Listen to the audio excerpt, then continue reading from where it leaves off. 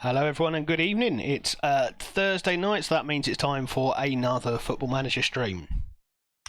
Those of you who joined us on Tuesday would have seen that we had an absolutely awful run of form, losing 3 consecutive games in the league, and I think all we'd managed was maybe 1 win all night. It was an absolute shocker, but hoping that we can turn things around tonight. We've got mains up first, and we've got a few champions. Sorry, it's not Champions League. We're not that advanced. It is a few Conference League games and some cup games. So hopefully something for us to grab a bit of form with. So we'll get into tonight's game. Welcome everyone. Chiefs, good to see you. Yeah, you can see the new emotes are there, all accredited and attributed to you as creator. I think they look fantastic. I'm incredibly happy with them. Only thing I might want to do is take off the background at some point if I can figure out how to do that. But I'm just so happy with them. They're brilliant. Look at that. How are you doing? How's your day been?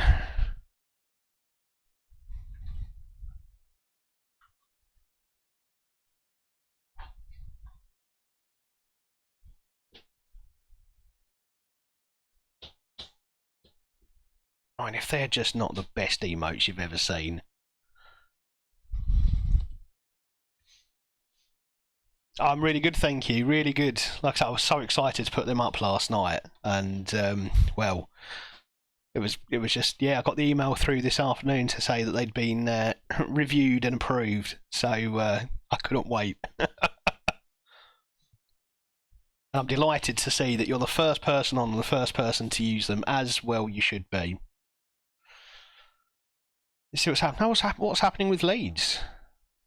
Oh, they're not going to do what they did last time, are they? Where they just capitulated and ended up in League One.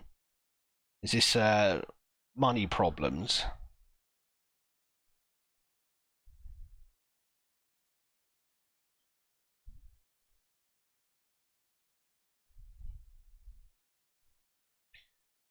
Okay, so we're still a couple of months away from the transfer window.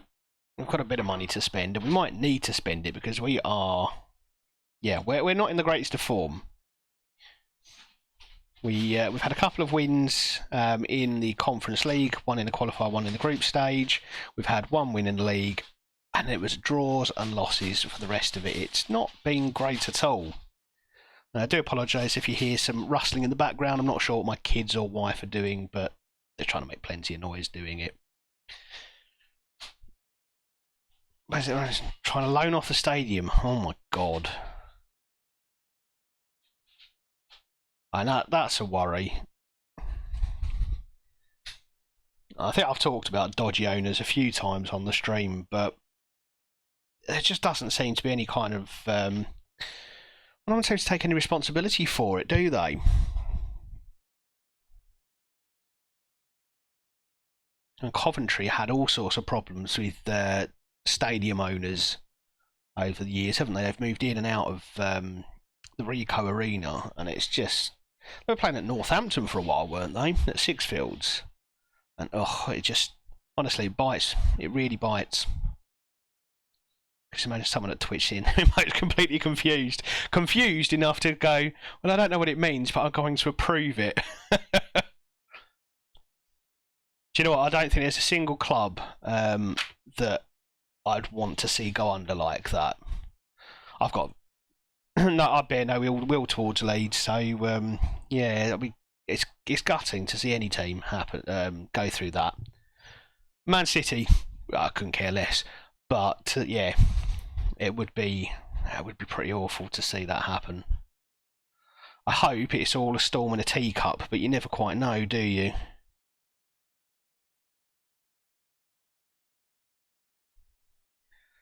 Right, let's hope the international break has given our players a lease of life and they come back ready to, ready to destroy.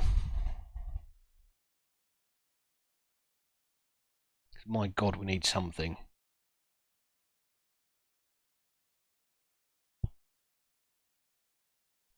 Ducky, how you doing? Good to see you.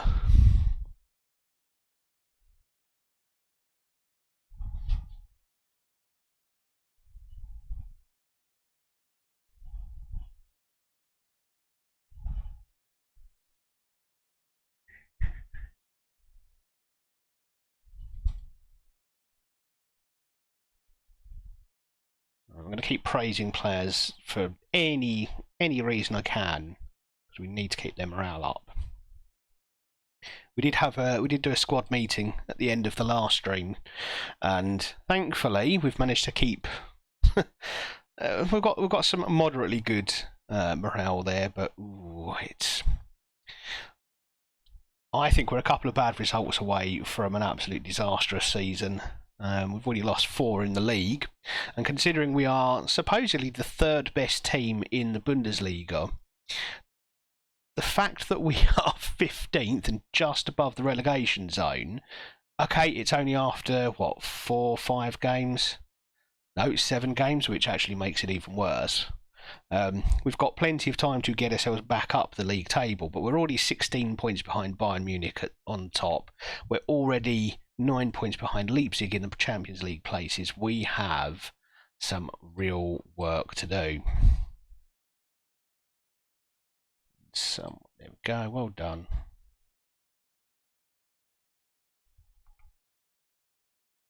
Excellent, right. Okay, so, got a new German player. Lovely. A new German international, so we've got quite a few German players. The Swedish third-tiered side are dire. Who is your 3rd-tier side in Sweden? I managed there for a few years as part of this stream.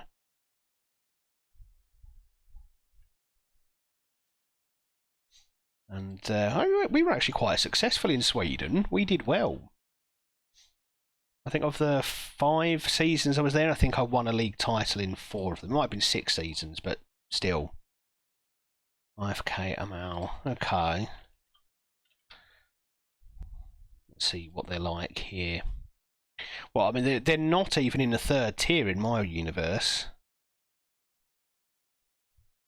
And never have been, so I think you're doing alright with them.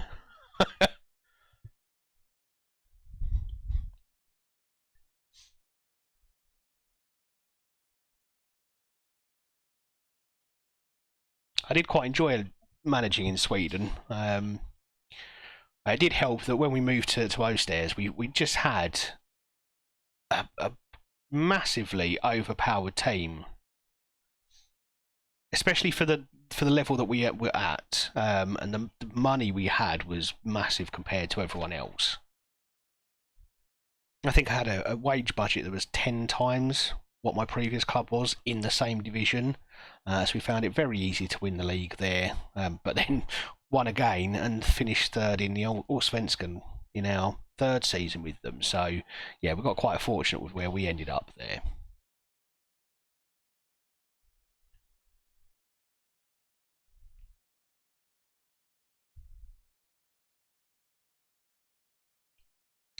Okay, getting closer to our game and hopefully redemption. So we've got Mainz at home.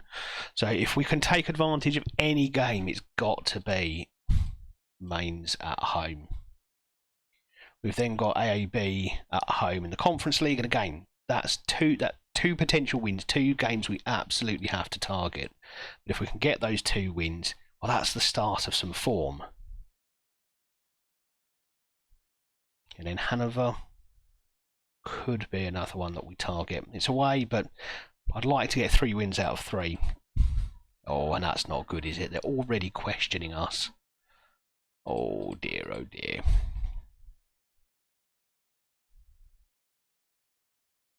There's 1.1 playoffs last season, 1 place below. Oh. It's tricky, isn't it?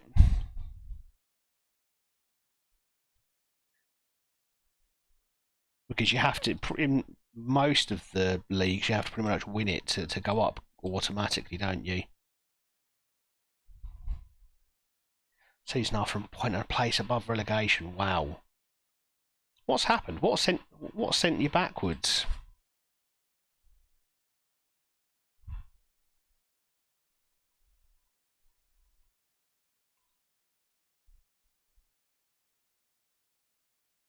Did you have to sell a few decent players or something of an overhaul of the squad?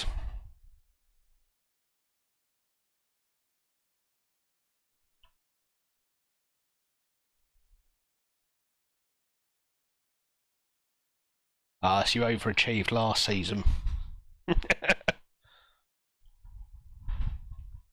Yeah, it's nice when you're at a club that has fairly low expectations because you can overachieve, but eventually the infrastructure of the club can catch up with you, and then things don't feel quite so nice. And predicted to come dead last. Well, there you go. Anything above relegation is good. Welcome back, Jamie. How are you doing? We are expected to finish third this season, and we're currently languishing in 15th after 7 games. I don't know if it's just the squad struggling to adapt to my tactics. I don't know if it's I'm struggling to adapt my tactics to Germany. And I have noticed I've come up against a diamond, 4-4-2 diamond, quite a few times this season already. And so the sort of narrow tick-attacker doesn't quite work. So we've changed some of the for this game we have changed the instructions here. We're no longer underlapping. We're no longer focusing through the middle in the hope we'll get some width. Board expectation is actually 5th, so they want us to qualify for the Europa League, which is 5th in this league. Can qualify in 6th depending on who wins the cup, but I think 5th is the absolute minimum we should be aiming for. I think we should be looking for Champions League. Definitely think we've got the squad to do it. We're struggling at the moment. Hoping though that sooner rather than later we can start to pick up some form, and we've got three games where we can do that here. I think Mainz, AAB, and Hanover should be 3 games that we get wins from.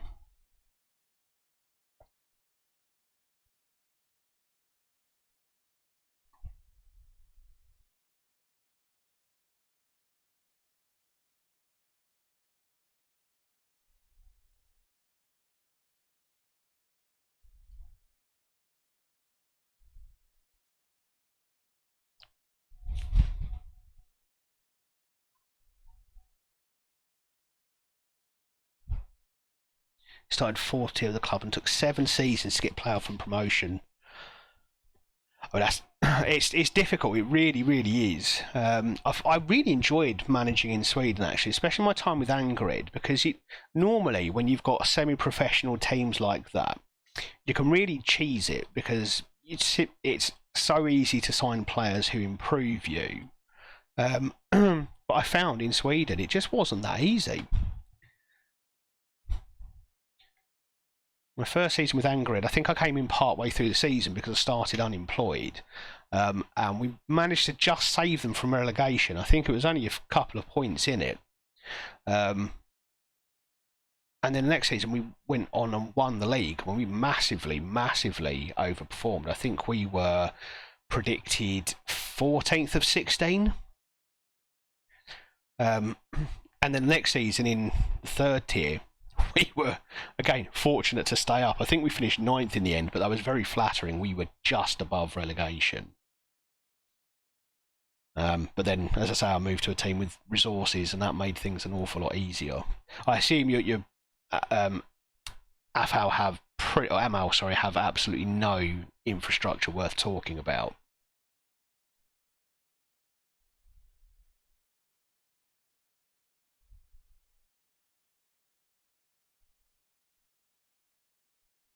Okay, well, we're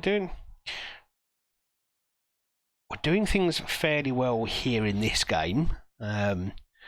We just need that cutting edge. We need goals.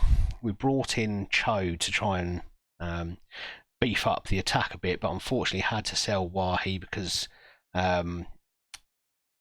Juventus met his release clause of £65 million, which is absolutely fine. It helped to fund Simon Hardy coming in, but I think for every player we wanted to bring in, we've had to sell one because of release clauses. So we need to try and kick the release clause habit.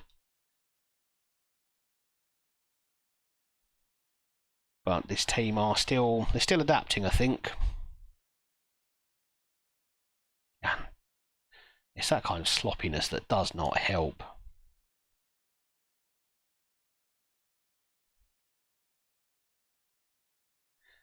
We've conceded the first goal here. This is dire. Oh, that one's given.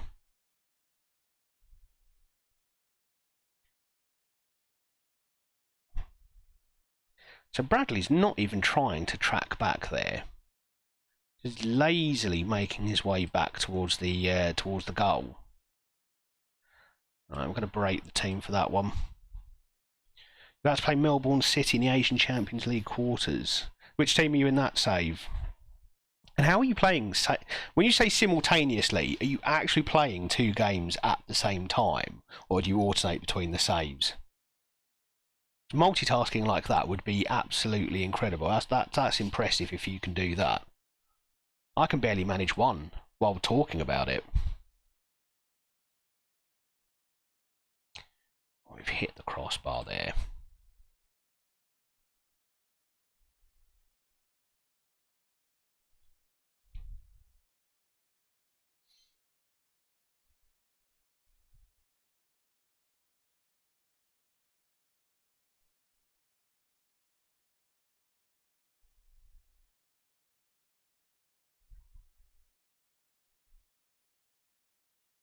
Oh, on FM 19 and 21, okay. Oh my god. We're 2-0 down at home. This is... Well, when I put the stream title, Are We Getting Sacked? I kind of put that a little bit tongue-in-cheek. Clickbait, you could call it. But we might be getting sacked here. And the board haven't yet given me... haven't yet sounded me out about that or told me that my performance isn't good enough. But my god, we are struggling.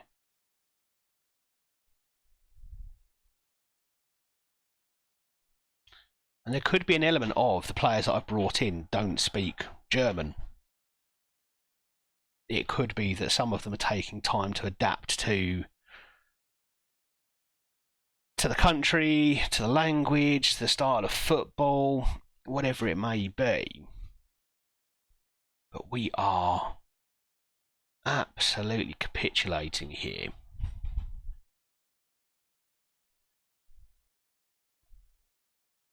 And Cho, yeah, offside.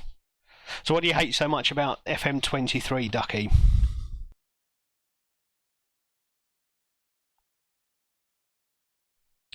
Now we've had the better of the stats, we've created the better chances supposedly, and yet we are losing already.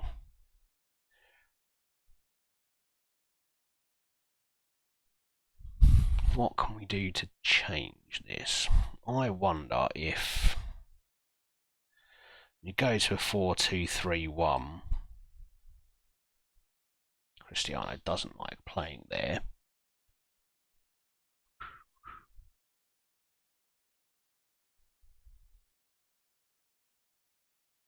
Okay, let's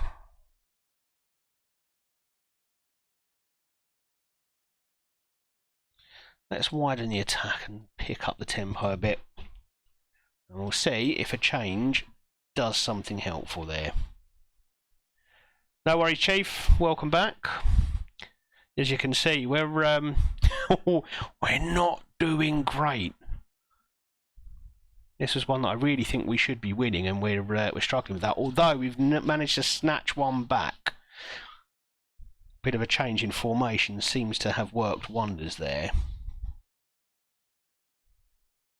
Nothing I do tactic-wise works. It just doesn't understand my genius. I mean, that's exactly what I'm thinking as well. Doesn't understand that 4-3-3 should be too good. Yeah, Chief, you're my lucky charm, mate. You can't go anywhere now. You're going to have to stay at least until we get ahead in this game. Do I reckon I should have stayed at Rangers? I'm beginning to think that. Oh, and Hardy hits the post. That could have been the equaliser.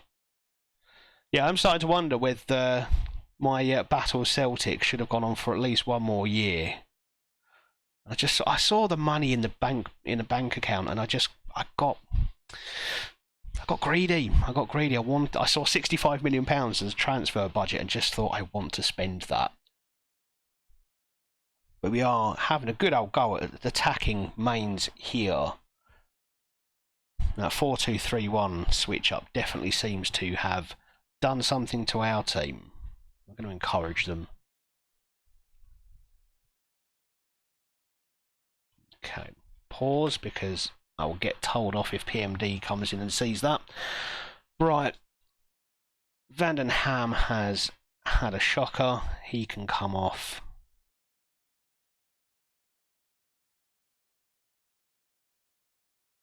Not been impressed with Bradley. He, I think, is at fault for our first goal.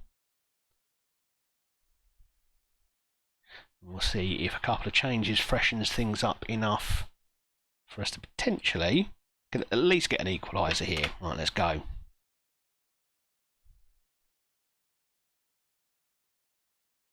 Okay, we're going to demand more.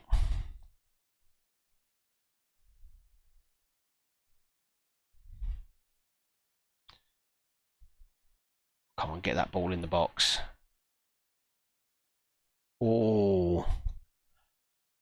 I mean, I don't think that's a penalty. I'm not sure whether that was inside the box in the first instance, but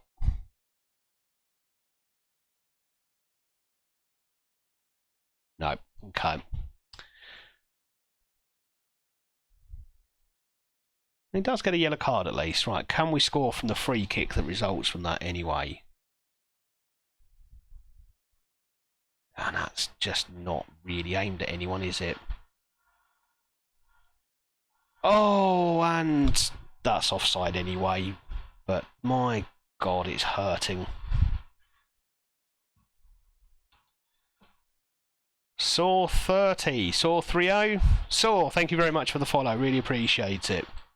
You won the first leg 4-1. I mean, that's a bloody good start. That kind of makes you feel like you're probably in with a good shout of getting through to the semis, doesn't it? Right, well, we're throwing people on even though there's not much time left to go, and we are on a horrible run of form here. That's 4 league losses in a row. I won't throw the water bottle, but they absolutely need to know I'm not impressed. Yeah, when did away goal stop being a thing? It must be very recently. So if I lose overall, pieces going through the window. Yeah, see, FM23 would probably have you 4-0 down for the majority of the match.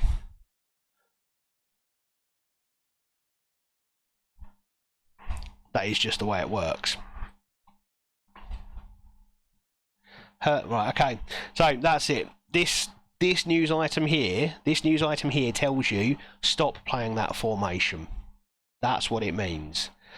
So we're going to have to change things around. It doesn't like 4-4-3-3 at the moment, so I think we go 4-2-3-1. Oh yes, I feel like I'm fortunate not to be in the relegation zone, but yeah, that's our 5th league loss of the season, our 4th league loss in a row, and it is utterly... It's soul destroying. It's the first time in a while I've had a run of form like this. Angered was probably the last time I had anything approaching something like that, and even then I don't think we lost 4 in a row. And as you can see, media has me predicted for 3rd. I should be way up the other end of the table here. So time to make some changes. So if we have a look at our squad, our best player is Burkholt, who is a winger but can play as an attacking midfielder, which might be his role. Cho also prefers to be out on the right. Hildebrand, another one who prefers to be out on the right, but again can play as the attacking midfielder. So we've got a couple of players who can play there, but we're concentrating on the right wing here. and no one here who wants to be a striker, really. Cho is a natural striker, but is best cutting in off the right. So that doesn't help, although his 11 goals from from centre forward suggest he can do it. So I think we go 4-2-3-1. I think that's the way we've got to go. Yeah, no worries, Ducky. Go say hi to the family. I get all of that out of the way early. See, Mason Mount's another one I've seen linked to Arsenal as well. So, I mean, I've got to ask, what is it about Mason Mount that people want? Now, I can't say I've seen him play a great deal of football, so I'm probably being unkind. But when I have seen him, usually in England games, but occasionally in a Chelsea match, I've not seen a huge amount from him that makes me think, wow, he's a player that you want to that you need to have. Oh no, actually, let's pick without restriction. So this is my best 11 according to my assistant manager, and it chimes fairly closely with what I would play. Cristiano's my only worry because I don't think he's much of a centre back, although his tackling's fantastic. Maybe that's where I should be playing him.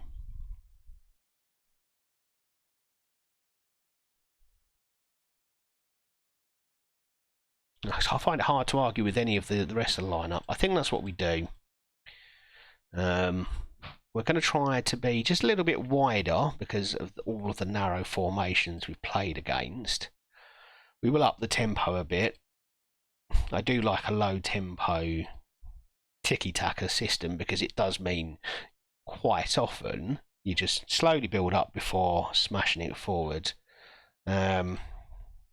Change that to, actually we'll give that to fullbacks as well. I'm going to drop the press. We're going to press high, but slightly less often, and see how that works. But I think, yeah, we do need to up that tempo a bit. I may even up it even further, depending on how things go. Right, okay, AAB will be the next one. It'll be a good chance for us to test out the formation. Actually, what I will do is I will make that my primary trained formation so they become slightly more familiar with it. So yeah, back to Mason Mount then. So yeah, he's not been great this season at all. I mean, it doesn't help obviously that Chelsea have struggled as much as they have. Why do you need a rest? What have you been doing all season? You've only played 9 games this season. You must be joking. Okay, we'll give him a rest.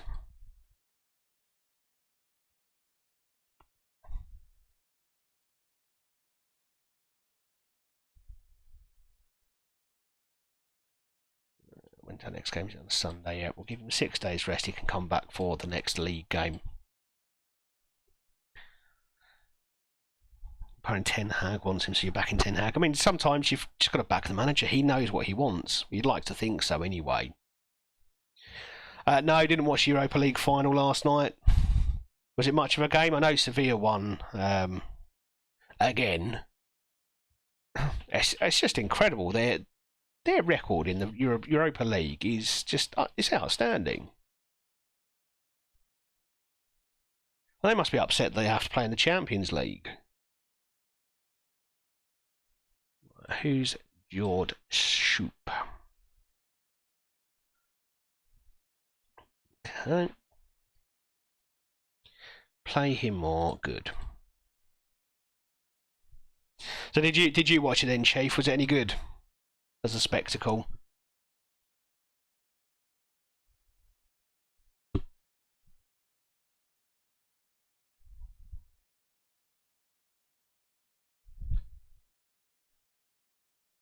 It's the first one he's lost. I didn't realise that. Oh well. And Jose Mourinho, he's another one who's He's a very divisive character, isn't he? I think most fans, though, if they were brutally honest, would want the success that he often brings to a club. Even if they wouldn't necessarily want him as a person, he's usually successful wherever he goes.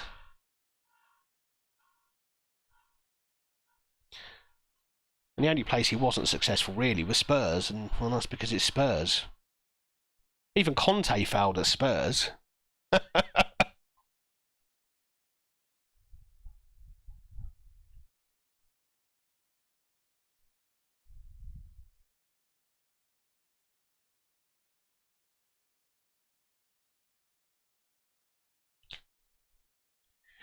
Okay, getting closer to our Conference League game, which we've not struggled in. We've had no problems winning these games. I'm sure part of it is going to be the quality of the opposition, but I do think it's also the fact that there doesn't seem to be as much pressure on us in these games. And there is definitely something about playing against German teams that we struggle with.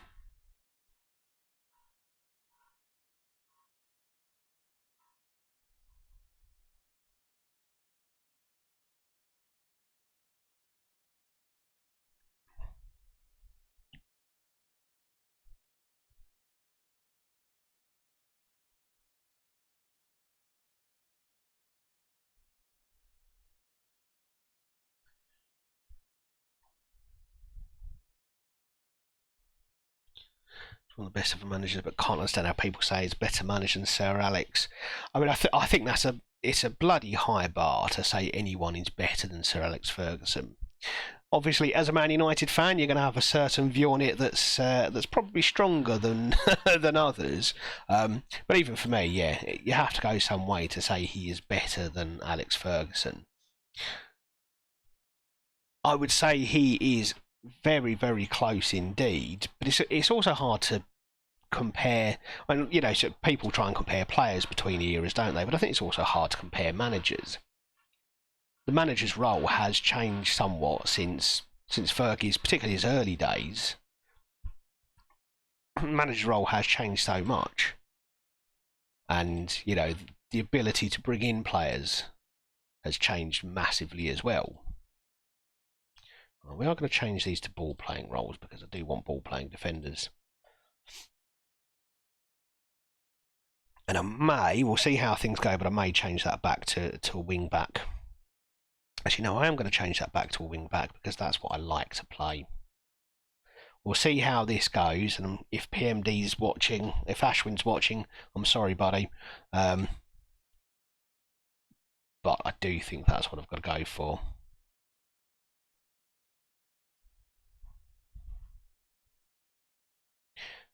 Okay, and Cohane has got to do better for us.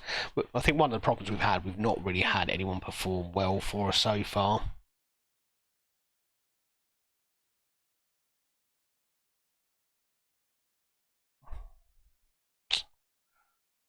A little bit light here, aren't we?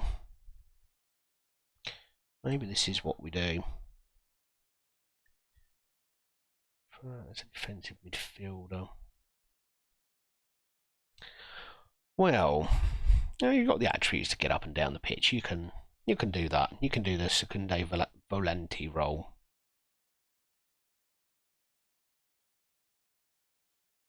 Yeah, Jose did manage in Sir Alex. I mean, there was a bit of an overlap, so they have managed at the same time, but obviously at very different stages of their careers. No, we said we'll rest Diamande, didn't we? So we'll give Hildebrand a start in the centre, and then Hardy and Cho absolutely fine.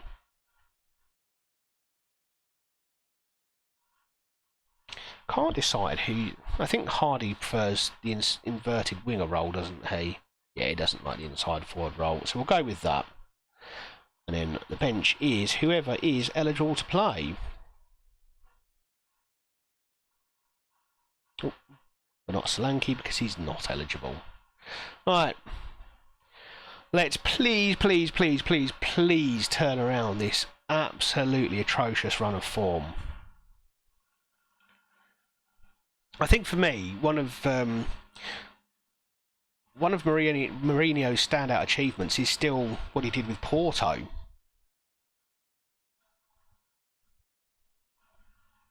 They weren't fancied, were they? Not really, not for European glory.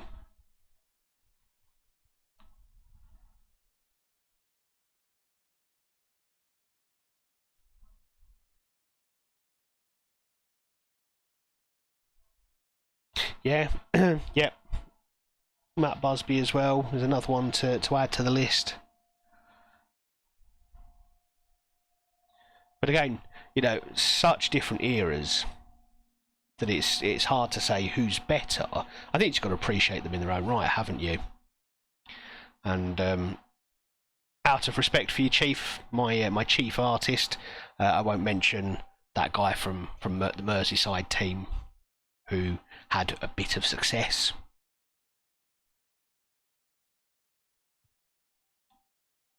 Yeah, it does make it clouds that argument, doesn't it, around who is the best manager? Because I think it's hard to pick any one.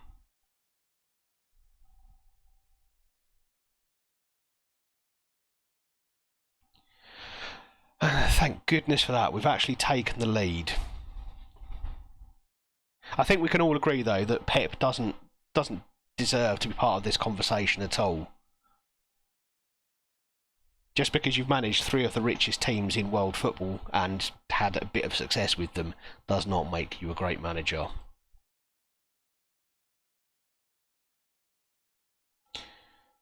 Don't get complacent. Yeah, that's...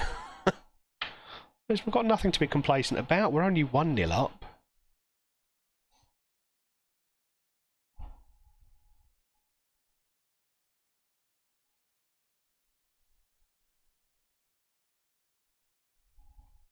Yeah, we won't talk about Scousers.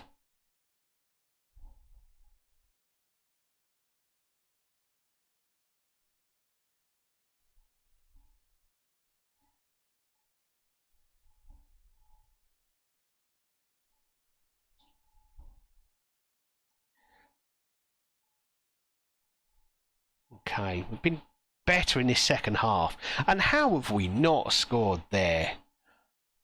Honestly, I don't know if that's... And it's just lazy from Hardy there. Complacent, perhaps? But you should be putting your foot through that.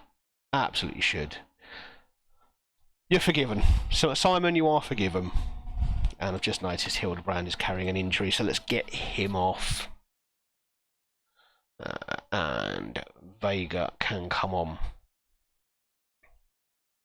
Just realised I put Diamandi on the bench. Hopefully, that's not gone against the promise to rest him for a day.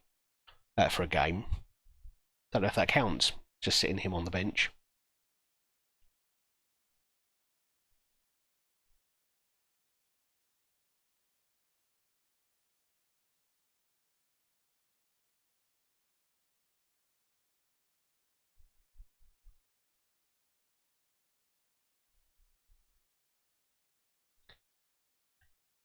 Okay. Well, at least we've made something of our domination so far in this match.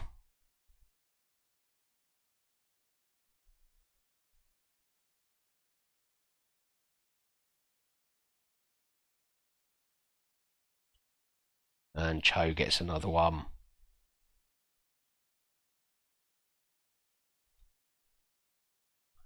So no order. Sir Alex, yeah. Obviously the best. That must be Cruyff, yeah, absolutely. He did. I mean, he did revolutionise how football was played. And I don't think it's an exaggeration to say that. Jose, yeah, just pure success terms. Jose Mourinho's got to be in that conversation. And I suppose Pep has, just on the fact he's won lots of trophies, but I don't know if how am I trying to word this? I don't know if that makes Pep one of the best managers, he's had a fairly easy start to it, hasn't he?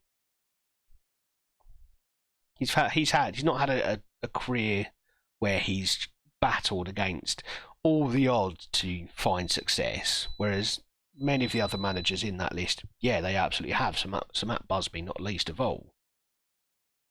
Right, let's make a couple of changes here. We'll get a Carney off because he looks exhausted.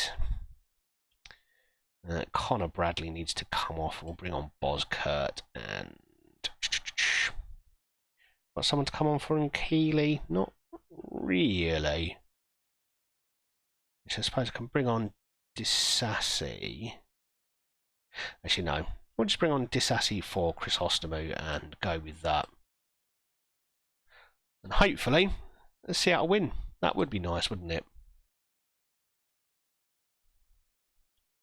I am going to time waste. I really am. I need to.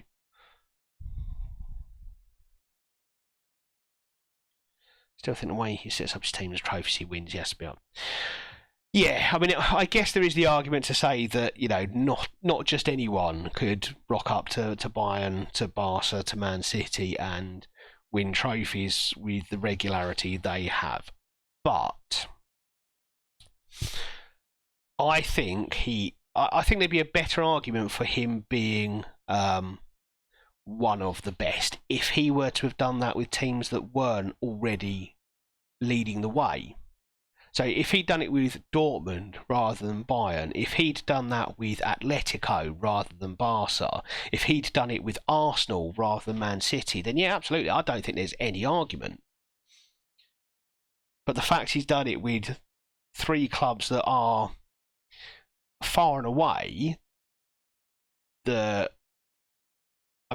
less so in Barca's case, but far and away the richest clubs in the league, far and away the clubs with the most quality already in the side, I do think it weakens the argument for him. I mean, that's an interesting one that I'm going with it.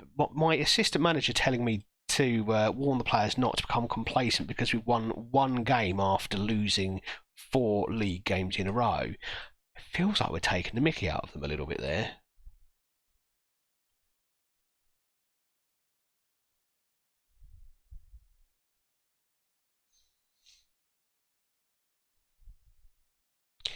Interesting one. Well, that's definitely an interesting view, Chief. I honestly don't see how Man United could have improved on David Moyes. You picked the perfect manager. I genuinely don't know what went wrong there.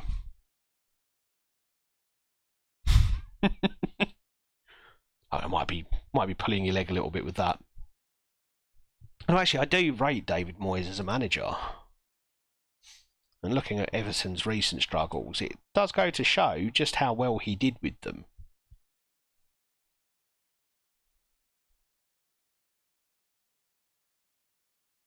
Okay.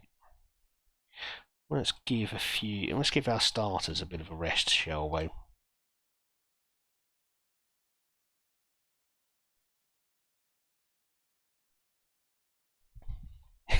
It brings back terrible flashbacks. I genuinely wish Moyes had succeeded. But I liked him from his Everton days. I think he did an incredible job with them. And I do think there's an argument for saying he deserved more time at Man United. He had to pretty much undergo a whole squad rebuild. I think the squad that was left for him was ageing.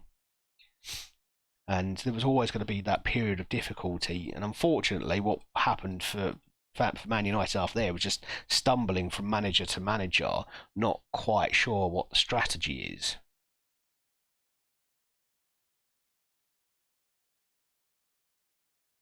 I do like to see managers given a proper opportunity. I mean, if he'd got you close to relegation, I probably would understand. But I think there always had to be some sort of acceptance that Sir Alex going was always going to derail the club in some way.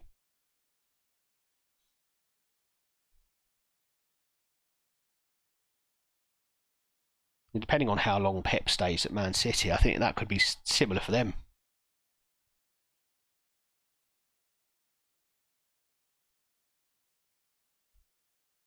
Was Solanke injured? I didn't even realise.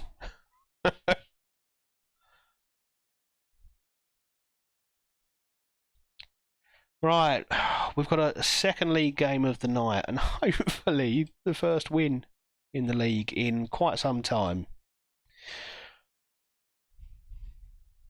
We are going to continue with the wing backs. Are you still resting? Oh, I got something wrong there, didn't I? I must have done that too late in the day.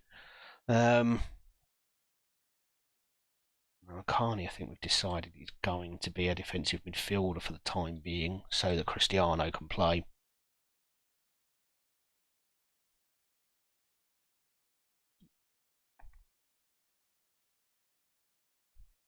And then Burkholt, and we'll give Diamandi that role. What other roles can you play? A ball-winning midfielder might not be a bad idea to make Diamandi an attacking advanced playmaker. Potentially, we'll see how this one goes. That one might change depending on the match. Okay.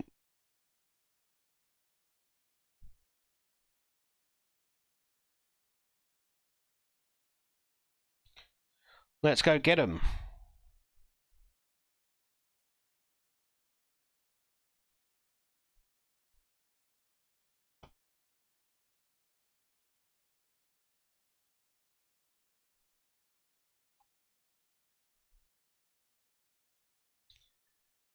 Okay, let's hope that the boys have taken that win against AAB and are going to use that to spur them on for a massive recovery. Because otherwise I can see us getting sacked fairly quickly.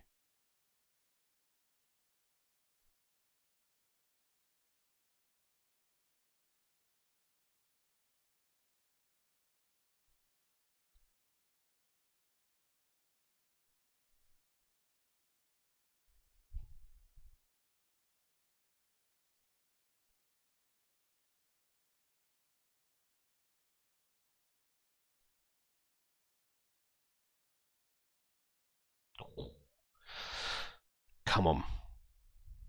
I don't want to encourage players this early on in the game. That feels desperate.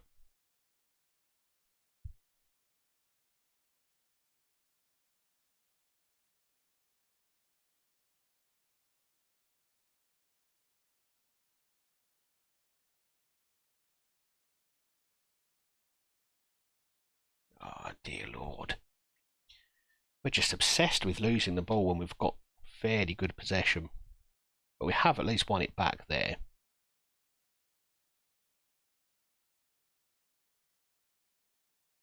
Oh, that's another gilt-edged chance that we just tap towards the goal.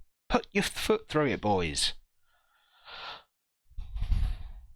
Yeah, yeah. No, but Moyes wasn't a bad manager at all. Whether he's an elite or what could have been an elite manager, I don't think we'll ever know now.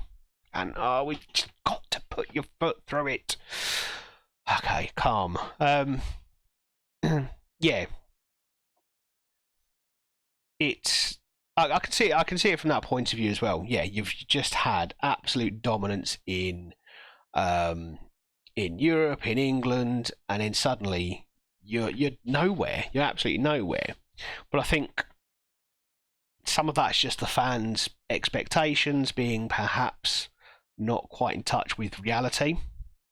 And sometimes you have got to accept that when you've had that man, that sort of presence, when he was the culture of the club, and then he wasn't there, or at least not as manager anymore, and that's hard to adapt. And I don't understand how we've not scored there. Oh dear me, Football Manager.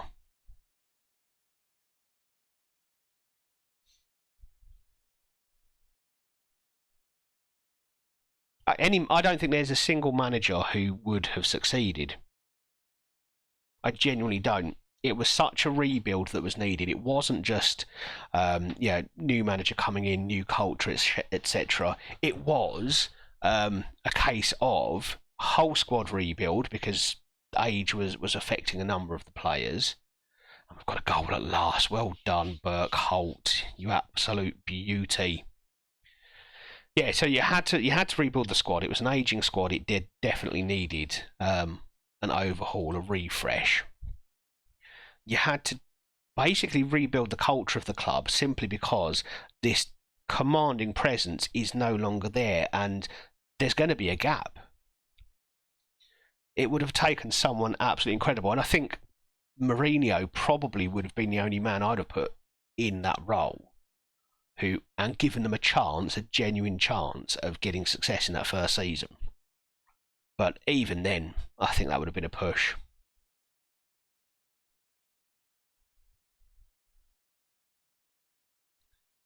Okay, right, we've got a narrow lead going into this second half, and we have been absolutely the better of the two teams, but I've seen that in numerous games already this season, and we've still come away with nothing, so I'm not counting my chickens just yet.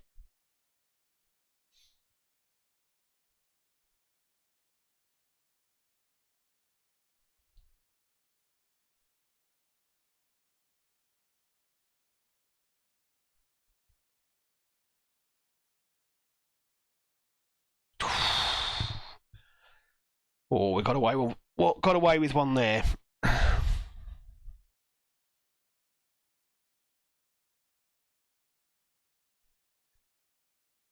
See, I said Mourinho simply for the strength of character. I think he would have basically come in and demanded that the club adapt to him, which I think is what was probably needed. Whereas Moyes was, I don't know, maybe a bit overawed at the role. But yeah, I mean, potentially Pep was the one as well.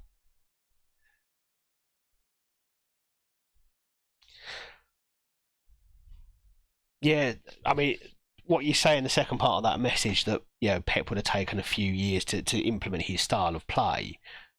I'm not sure he would have been given the time.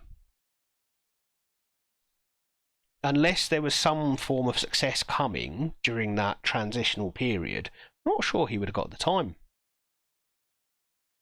And that's why it was always something of a poison chalice, wasn't it?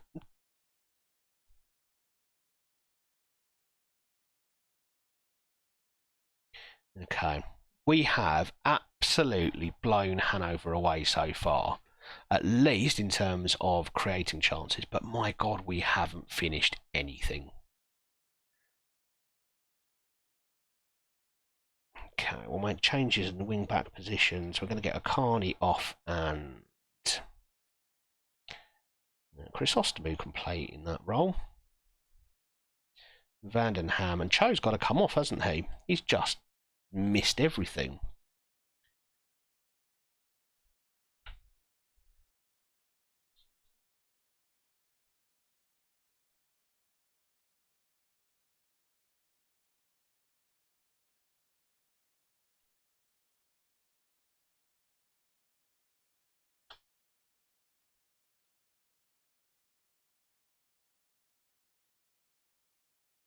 Right, one more change, and that change will be...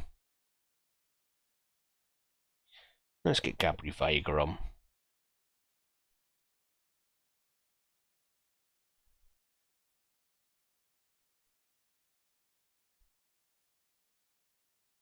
So how's everyone else doing on this Thursday night?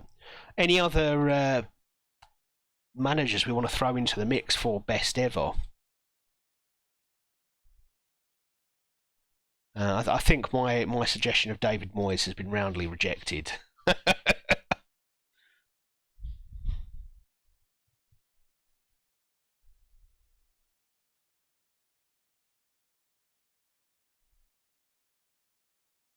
I mean, yeah, I suppose there is that. You've seen, okay, he did well with Barca, and if he came in and said it's going to take a couple of years, but I'm going to guarantee you success once we've embedded my culture through the club, maybe fans would have been a little bit more patient.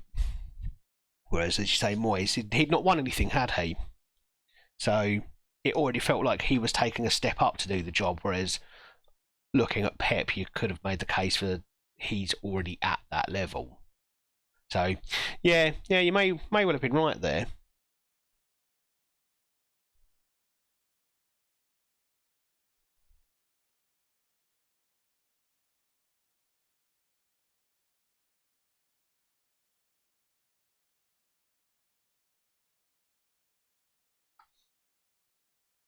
When was it that Sir Alex retired? What year was it?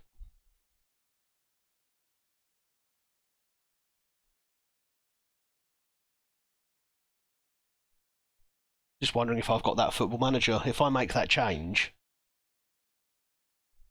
and then go and simulate a few years, see what happens. There you go. So if I get FM14 out, assuming I've still got that somewhere, I'm not even sure if I had that on Steam at the time.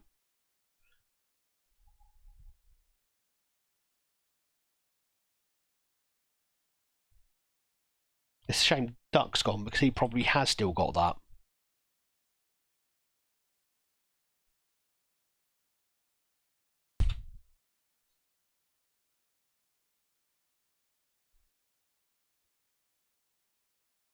I might go trawling through YouTube to see if anyone tried that on a at the time, or if anyone's watching who hasn't done it, who has FM14, try it. Put Pep in the Man United job. See how he does.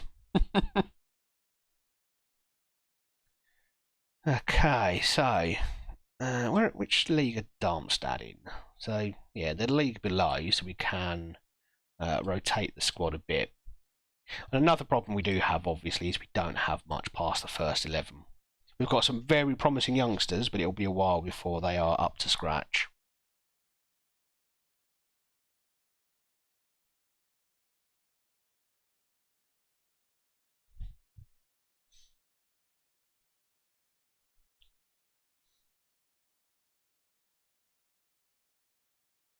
I'm sure, I bet they were emotional games, weren't they?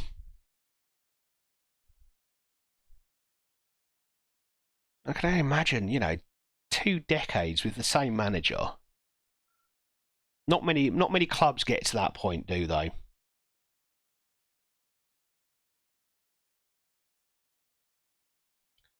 Carney looks exhausted, so he will have to sit this one out.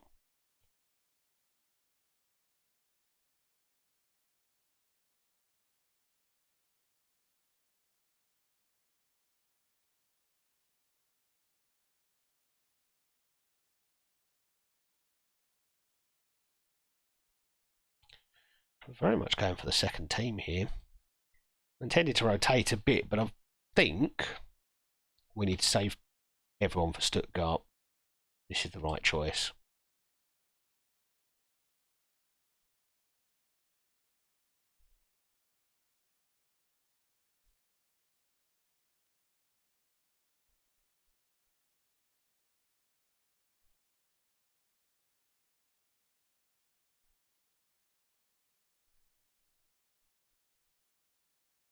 I bet that final lap of honour lasted forever, didn't it?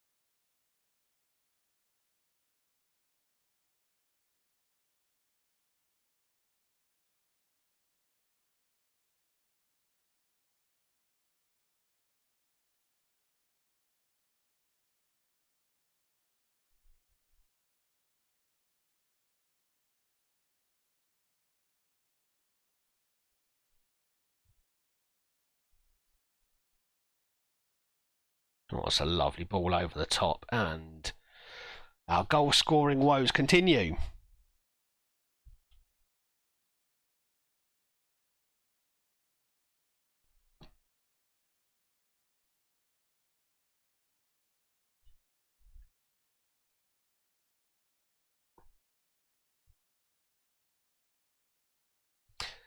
Yeah, Nemanja Vidic was there a long time as well, wasn't he?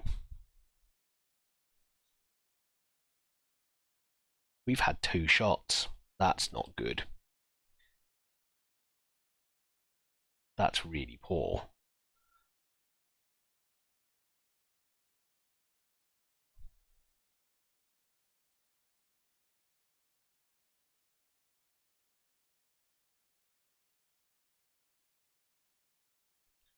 This is the problem when most of your backups are children. They're all 17 or 18, so it's not as if we've got experienced heads to come in and do many of those roles. I may have been just a little bit overconfident in keeping them as backups. But to some extent, there's only so much we can do when it comes to Europe because of the registration rules. So let's make some changes and see if we can get goals. So we still want some success in this competition.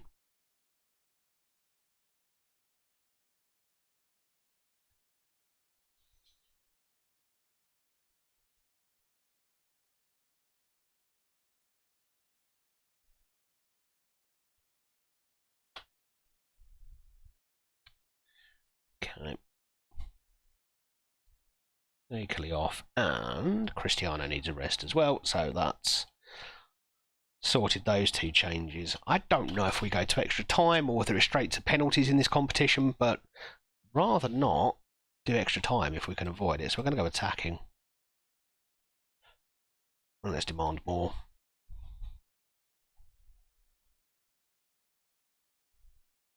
It's extra time, that's not good.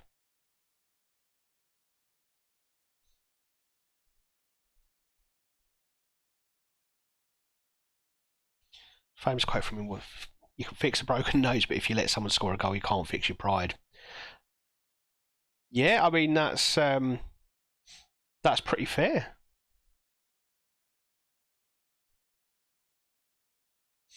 And it must be pretty much universal that we all have moments in our life that embarrass us so much that broke our pride that badly that, you know, just completely unsolicited, that thought just comes to the front of your mind and it wakes you up or stops you going to sleep or something along those lines. So yeah, I mean, I kind of understand that. That's impossible to get rid of.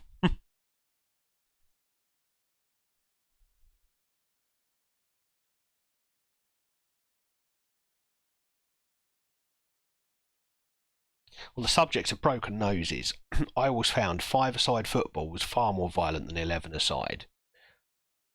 I've played in a match where someone got their nose broken in a 5-a-side game. Never saw something like that in 11-a-side.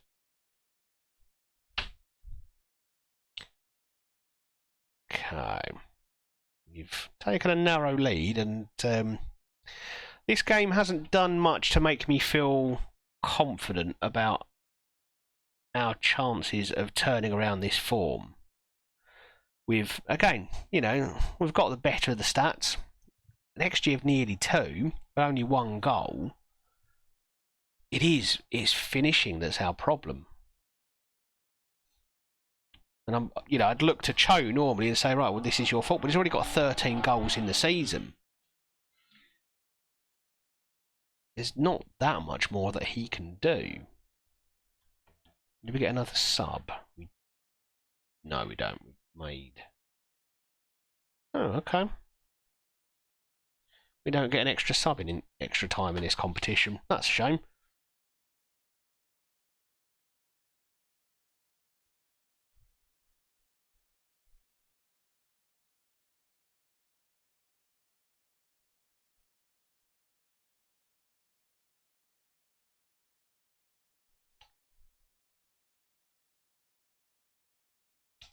Sometimes you see people... Van Dijk is a better defender than Vidic or Rio. Oh, that's a tricky one, isn't it? I mean, I don't think you can argue that Van Dijk is not an impressive defender. He's got absolutely all of the attributes. He's big, he's quick, he's good on the ball, and I think he's he's very smart as a defender. Like his anticipation, his ability to know what you're thinking before you do is impressive. But I think that's also true of the likes of Rio Ferdinand. And Vidic was just a man mountain. He was a wall.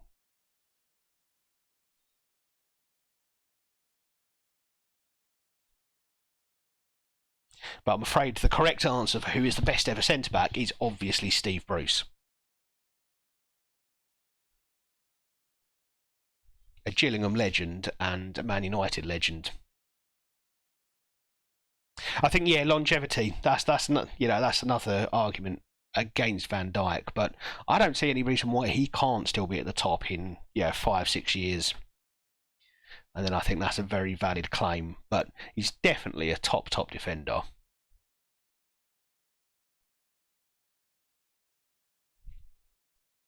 I love Steve Bruce. I genuinely feel for him every time I see him struggling at another club. I feel for him. I'd take him back at Gillingham in a heartbeat. Not that he's ever managed us, but as a player, just incredible. Scored a healthy chunk of goals for us as well when he played for us. Not bad from the centre-back.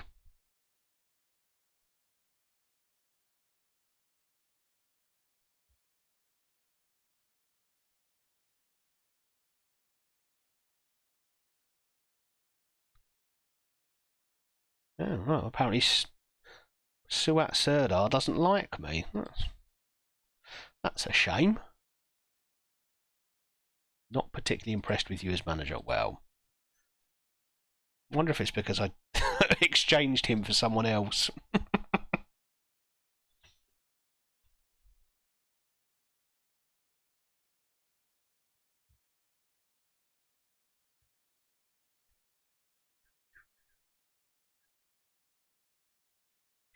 Okay, right, Stuttgart. Now, we have got one win in the league. No, we haven't, have we? Am I lying? I'm right. We did beat Hanover, didn't we? Yes. 2 would make me a lot more comfortable. We did move up 1 position, and a win probably isn't going to get us up any further. I mean, Dortmund are down here struggling with us, interestingly. That's probably not a top 5 that I would expect to see. Leipzig and Munich, yep, absolutely. Interesting. Who else is expected to be in the top 5? Gladbach are as well, so well, it's us and Dortmund letting the side down then.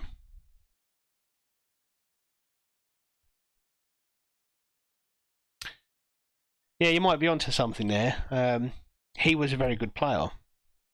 Probably didn't get anywhere near as many opportunities for England as he deserved.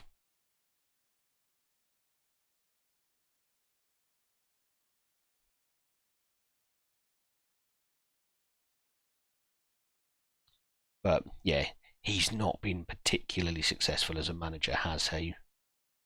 Not recently, anyway.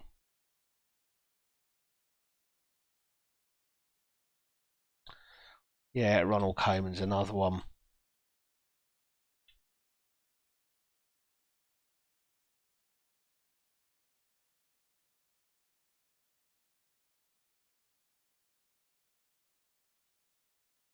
'90s Netherlands really should have done more, shouldn't they? They should have won something.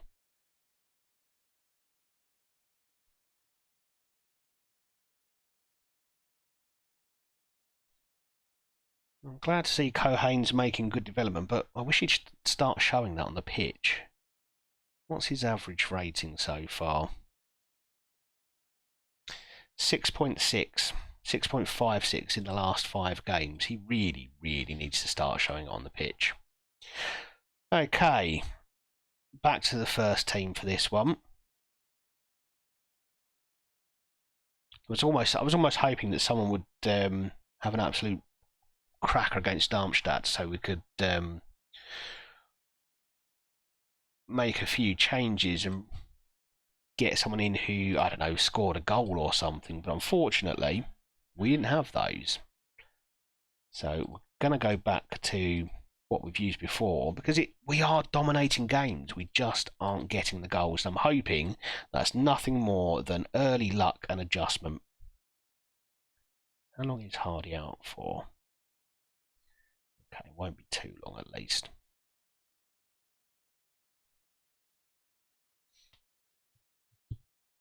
So in Netherlands, when Cruyff was in his prime, they should have won a World Cup. Yeah. Who would I say is the best ever player? Oh God! Now this is the sort of question that has potential to make people turn off the stream there and then. So, do I put myself out on a limb here? In your opinion, says Ronaldo and George Best. And no surprise to see you go with a couple of United lads there.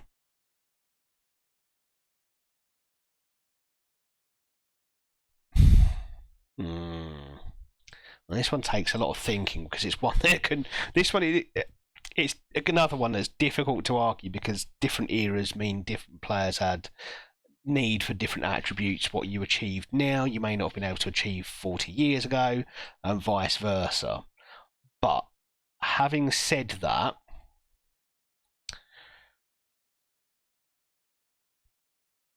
for me, it's Messi. I probably would have said Maradona up until the World Cup win.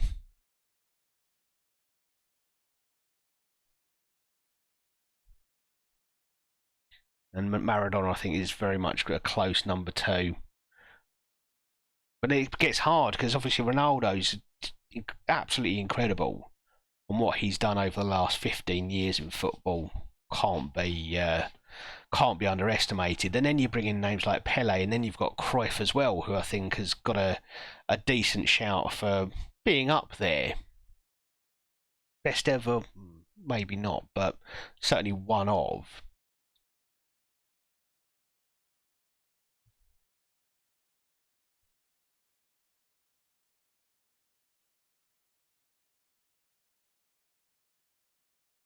And there's bound to be names that are going to come to me any second now, where I go, oh, how have I forgotten? Pele. Pele, come on.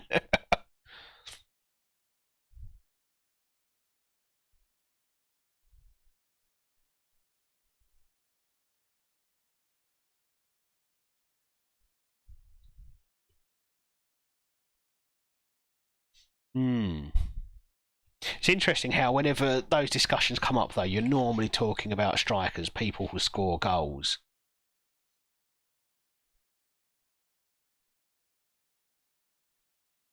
I think it'd be very hard to make a case for a defender or a midfielder being the best ever, wouldn't it? With midfielder probably slightly easier, but it's usually strikers, forwards.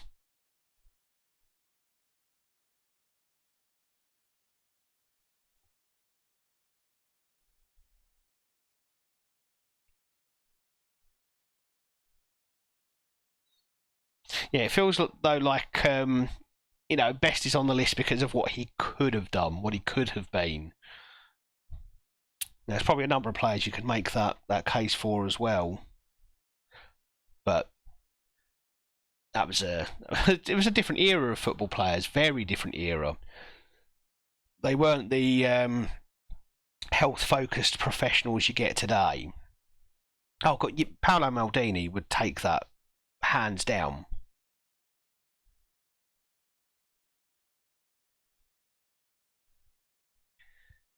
His ability to time a tackle exactly as it needed to be was something I don't think we've seen before or will see again. Yeah, he was still a really, really good footballer. I don't think I'd put him in in the running for best ever. Possibly could have been, but like you say, he was interested. He was interested in booze and women, wasn't he? That was his life. And fortunately or unfortunately, depends on how you want to look at it. You can't do that these days. Ashwin, good to see you, mate. How are you doing? Sounds like you've had a busy day.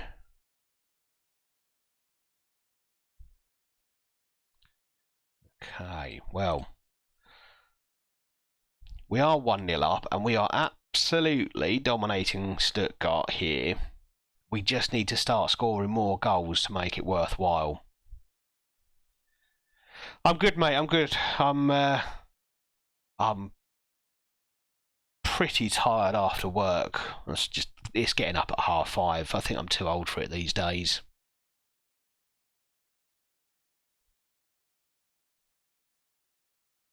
And yeah, that looked offside to me.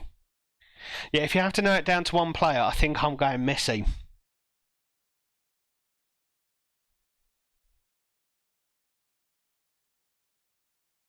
Yeah, so yeah, Ronaldo. Again, he was something. Another name that I've completely forgotten about.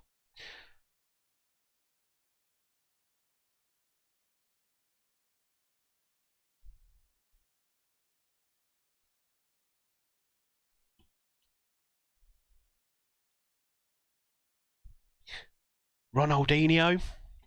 Just for his trickery on the ball. His feet were like lightning. Right, let's get Diamandi out there and they can come on there. And let's get a Carney off. We'll move Chrysostomou into midfield. Ronaldinho was, yeah. And I still, a tear still comes to my eye whenever I think about his goal against England at the World Cup. David Seaman backpedaling furiously.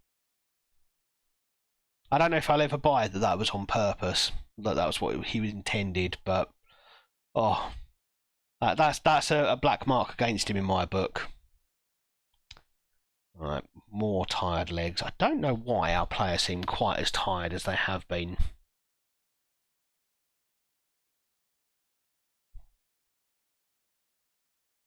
I don't think we're playing a tactic that's that much more demanding than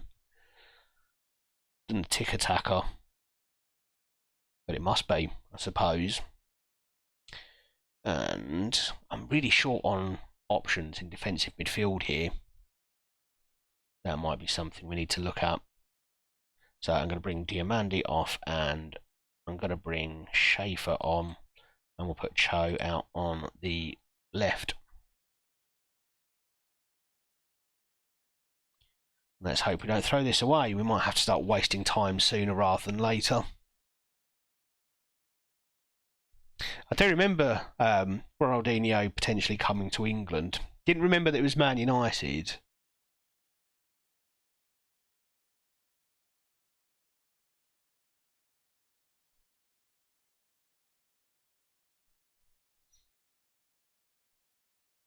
Yeah, I mean, for me, the argument between Ronaldo and Messi, I think, is just a matter of preference. I don't think there's that much between them. Different styles of player, but I don't think there's that much between the two. But I just wish we'd been able to see them in one team. I really do.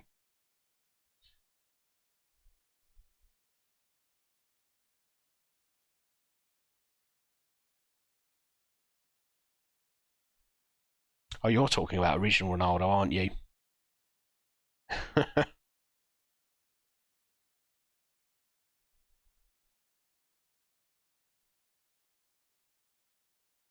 I know you are talking about Cristiano, aren't you? That was around the time he joined you in the first place. Yeah.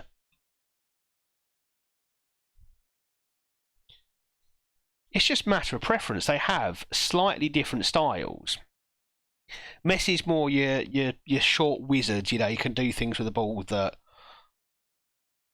others can't. Cristiano's got almost as much skill, but it's just he's better at set pieces. No two ways about it. And he's stronger in the air. He's more of a he's better at the direct goal threat, whereas Messi's about trickery. But you can't say one's better than the other. other than I prefer his style over his style. Yeah, no, you're on about Cristiano. But that would have been something else, seeing those two in the same team. Because I think they would have complemented each other perfectly as well.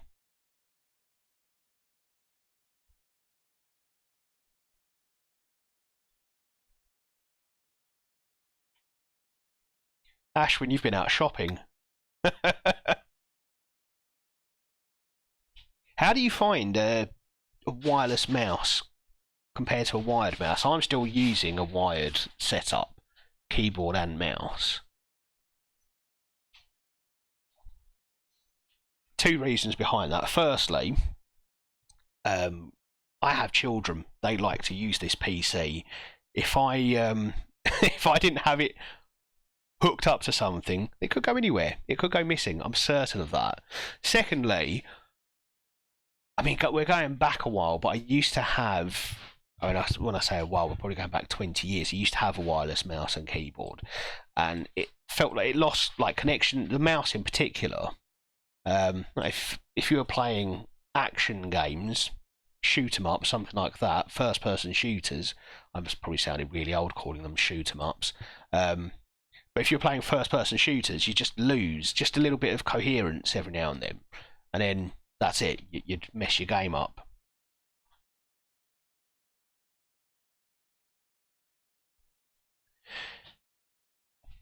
Yeah, see, Ronaldo looks like he has to put more effort in, whereas for Messi, it just all looks natural and so relaxed. And I prefer that. I prefer the fact that he looks relaxed. But you've got to respect Ronaldo.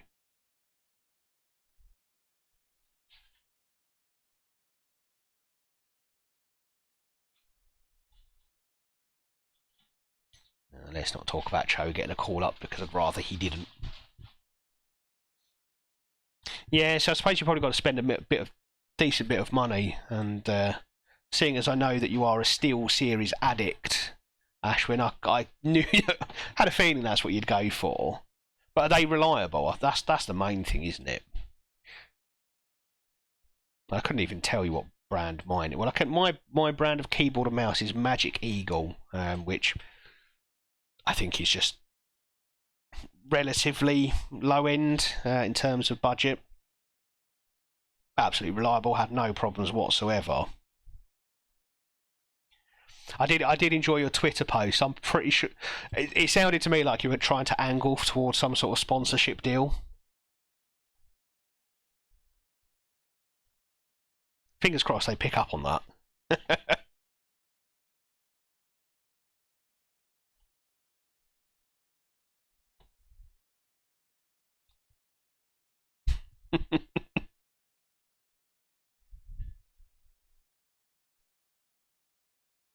Okay, Genk away in the Conference League.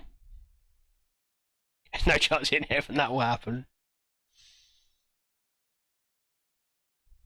Look, who knows? Who knows?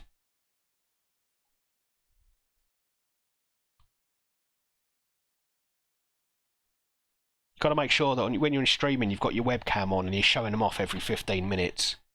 You've got the headset, you've got the mouse, you've got the keyboard. It's all wireless. You can just pick it up, put it in front of the camera. That's it. Sell yourself, man. Sell yourself.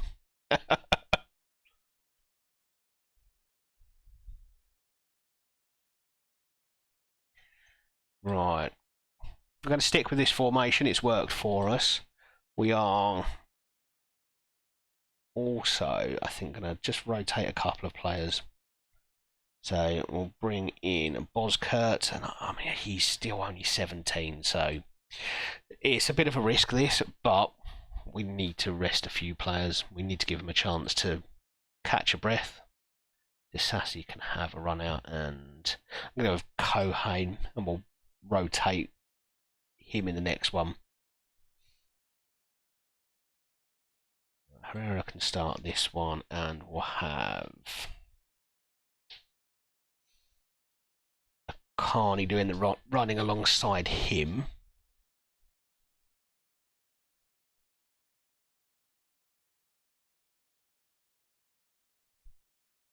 Oh, I like the one at the top in that picture, Ashwin. I like that one. Zidane, how have we how have we not mentioned Zinedine Zidane in the question about who's the best ever player? It's just, yeah, they keep coming.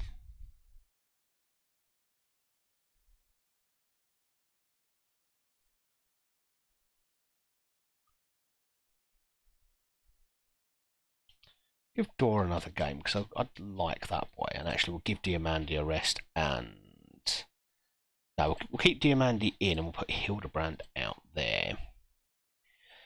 And Cho just needs to stay in the team. We're going to have to play him as much as possible because I think he's the only one really we've got capable of scoring.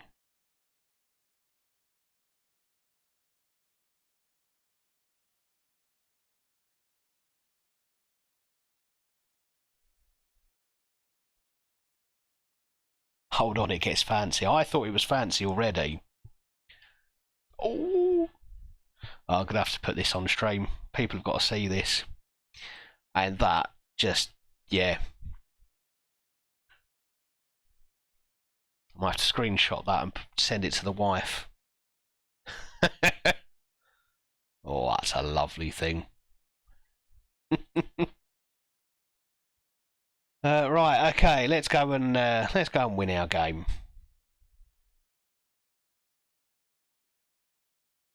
Why have I closed Discord? Silly boy.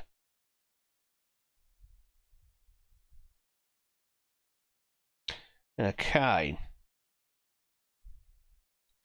So, Chief, this is a question for you. David Beckham. And the reason I'm going to ask about this is because I didn't read the article, but I probably should have done. But I saw something that said David Beckham was underrated. Now, I'm not sure I can get on board with that level of thinking because I think he was massively hyped. I'm not going to say he was overrated because I massively admired him as a footballer. A lot of the attention he got was more for his style and looks, wasn't it? But was Beckham overrated in your opinion? I don't think he was. I think he was as good a player. And wow, I'm still not convinced that's gone over the line. But we are 1-0 up. Yeah, I'm not convinced I don't think he was overrated. I thought he was very, very good.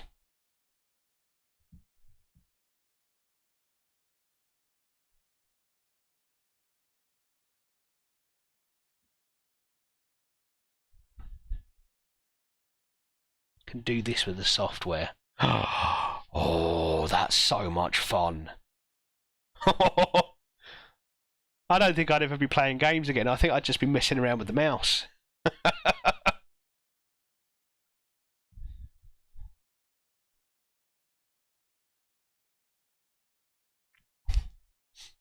So how much did that set you back? That was 40% off, you said.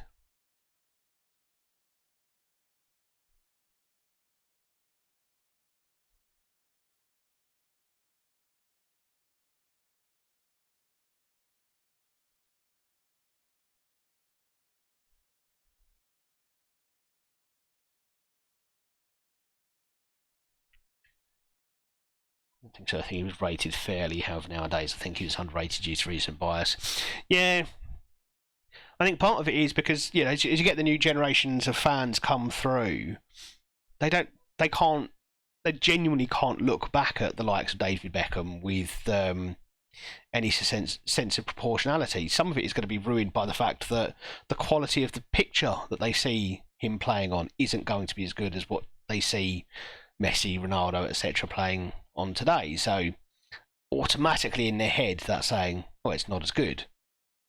And I've had that myself. I've looked back at players from the 60s, 70s, George Best, for example, and thought, he's not as good as the current crop, but some of that is going to be the quality of the picture, isn't it? So I think it's only natural that modern players, especially as fitness as well goes up, and you realise just how much fitter players are in the modern era to what they were before, that's also going to play into that level of bias. But it was just the comment that he was underrated. Or maybe it was, looking at it from the same point of view that you are. But I thought, no, there was no way that David Beckham at the time was ever underrated. 60 to 35. I mean, that's a hell of a deal. That's actually very reasonable. I probably paid a similar amount for my mouse. I'd be very happy with that. What to say is the best ever attacker in Premier League history. Ooh, that's a tricky one. I think I'm gonna. Ooh. I know I might need a moment for this one. I mean, Ronaldo is obviously one of the best ever. No two ways about it, and just conceded a goal a little bit unnecessarily there. They've not really produced much, but they've gone and scored a goal anyway. But yeah, I don't think we ever saw the best of Ronaldo in the Premier League. He was very, very good when he was here, but I think that we saw the best of him at Real. I think the name I'd put forward for that one is Thierry Henry.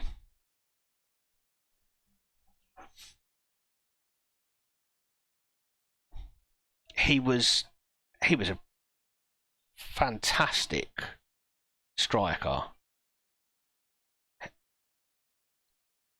Although actually, I don't know whether I'd possibly make the case for Bergkamp being better. Bergkamp was another one who, was an absolute wizard. He wasn't massively quick, but in his head, he was faster than just about anyone else on the pitch. I think Henry had the speed, the pace to go with it. He was fleet of foot. He could, and he knew how to sort of take those delicate shots, those delicate little chips as well. I think I'm going to stick with Henry. Yeah, Wayne Rooney. Again, a different style of player.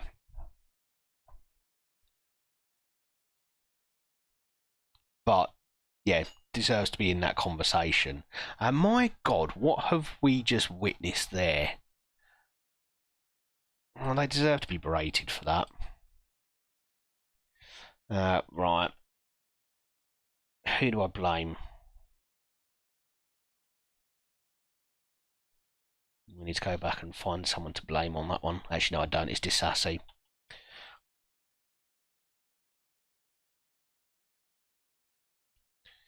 Chrysostomus exhausted though. This is not good. We're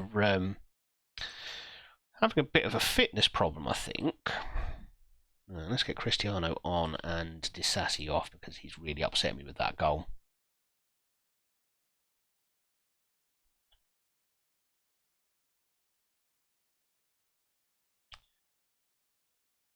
Yeah, go and get working on your League of Legends. You've played that a bit recently, haven't you?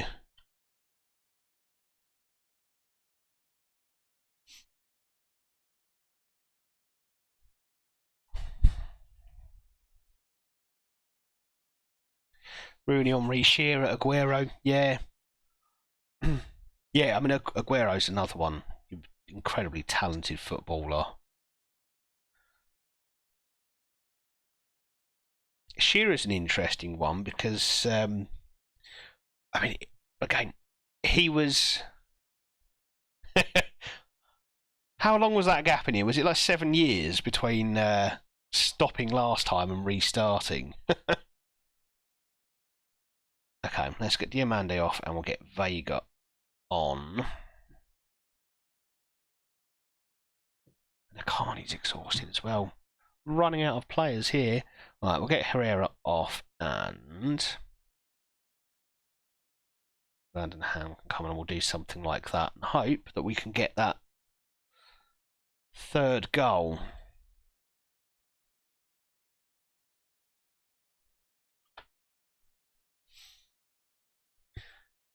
Yeah, so Alan Shearer, I mean, yeah, classic, not one of your classic best ever players, but he just scored goals and he was bloody good at it.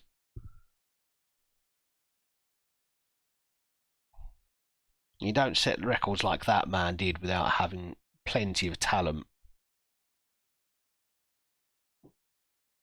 Oh, that's an incredible save from Martial. And I thought we'd just given away a penalty there.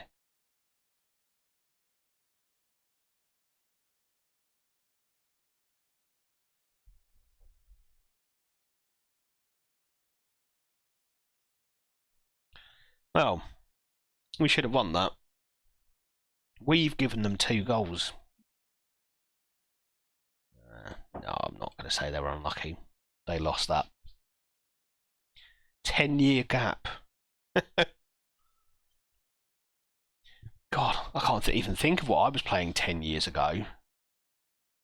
Probably Mass Effect, actually. That was probably the big game I was playing then. And I have played that quite recently. When the Legendary version came out, I was all over that. Call of Duty, yeah. I've not stopped playing that. But I say that I haven't played Call of Duty since early last year, I think it was.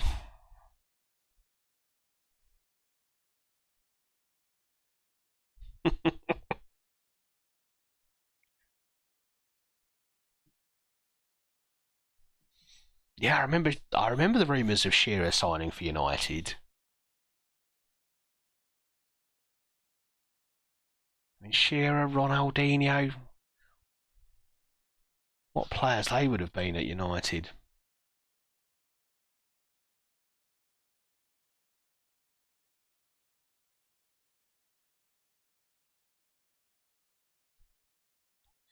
Right, that's a bit of a blip in the Conference League, but we are still looking like we're going to ease through and qualify there.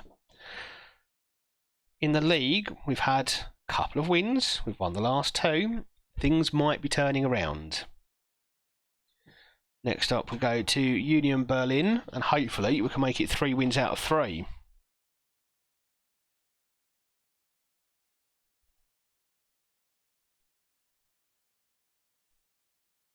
Yeah, Ronaldo would have been a player that anyone wanted back then.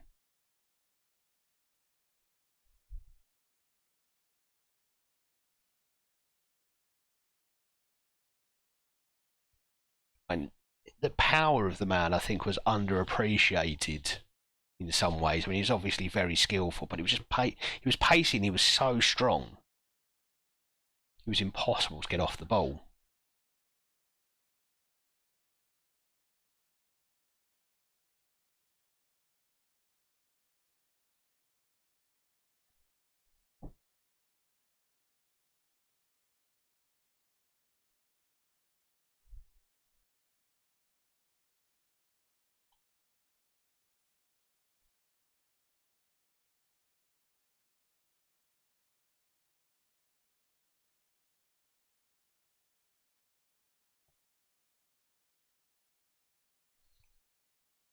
So Ashwin, Call of Duty was a game I played religiously for a few years. I bought pretty much every one, and then after about Black Ops 3, I think I only played a couple since. I went back to it with World War 2, and then yeah, bought Modern Warfare 2, the latest iteration of that, and then yeah, through the first COVID lockdown, Warzone pretty much saved me. I would have gone absolutely skippy without that. Not because I was bored. I was well, I still work in a hospital, but just being able to interact with my friends. But let's not get into COVID. That was a depressing time. I don't know if you know. United were close to signing Pele. Oh, that's interesting.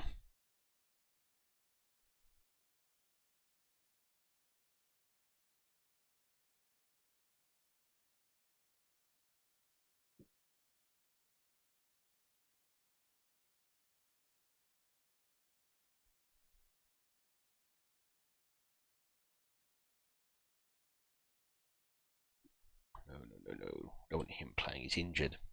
What's wrong with him? He's back to full training tomorrow. Okay, we'll have him on the bench at least. Alright, Disassi needs to sort himself out. Play him as a central defender, not a ball-playing defender, mostly because he should never have been a ball-playing defender in the first place. That was my fault. That's probably why we drew with Genk. I gave him a role he's really not up to. Could do a whole stream about players we've nearly signed in the past. Or at least players who you were rumoured to potentially be signing at some point. I think it's even worse these days. I don't know if it's probably far worse for you guys, but even as a Gillingham fan, every transfer window, about 10 new accounts pop up suddenly purporting to know all of the rumours about who's signing for who. And it's hard to wade through it all.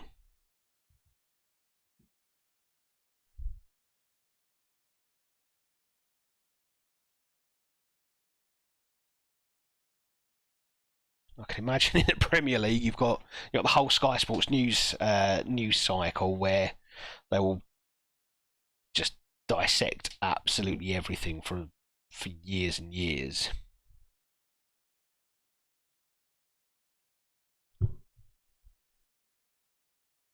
And the worst thing about Twitter these days as well is just anyone off the street can buy a blue tick. So you look at it and think, oh, that must be credible, and then you realise they set up the account last week or something silly like that. For me, it makes Twitter almost unusable for real stuff. Unless you actually know the person you're following, you kind of look at it and think, well, I don't know if I can trust that anymore. But yeah, transfer rumour accounts, they drive me potty. Especially when you realise all they're doing is copying and pasting someone else's information. So someone else may have a genuine piece of information to share, and then suddenly 10 accounts pop up, steal it, and share it as if it was their own.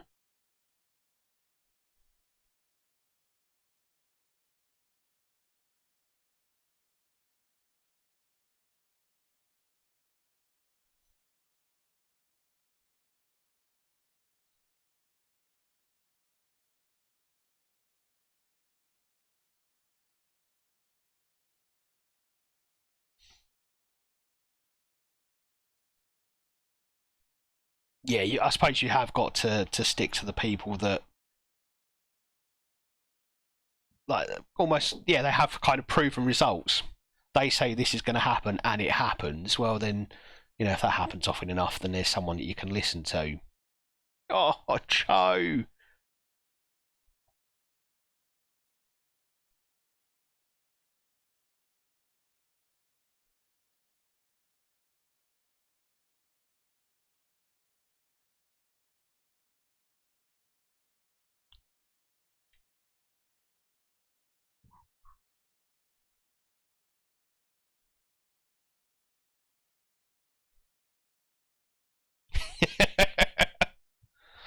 Dave from Stoke, he drives me nuts. Right,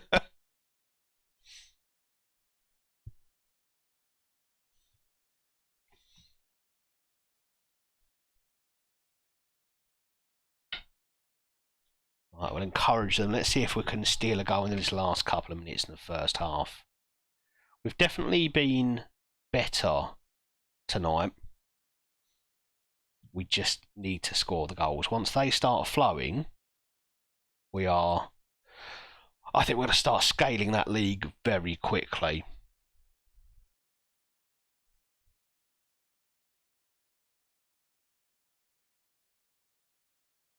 I'm going to demand more. See if we can move that ball forward a bit quicker. Come on, boys.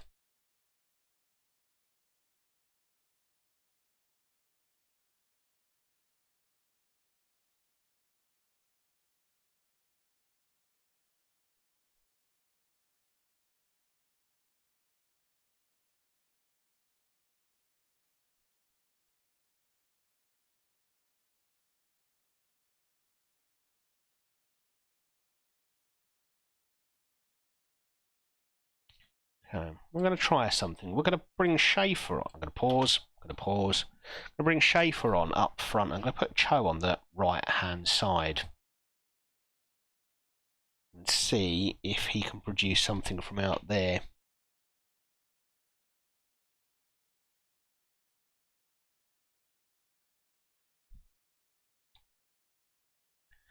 Because of how big, yeah, I mean, you're always going to get the random rumours, and because, there aren't many players who are completely beyond your reach. Wesley Sneijder, yeah. I'm sure I saw a rumour last week that you're still in the market for him.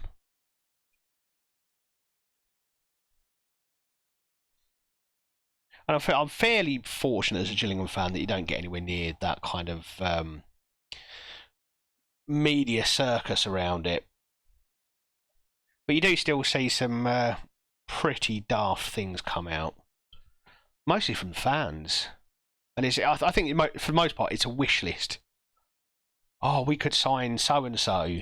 Yeah, he plays in the Premier League and we're in League Two. What are the chances? Oh, well, he might. And I think it is, like I say, it's a wish list. It's just what they want to happen. Right, as we are now man up, I think we're going to go a bit more attacking. Can you play it on the right? You're going to have to.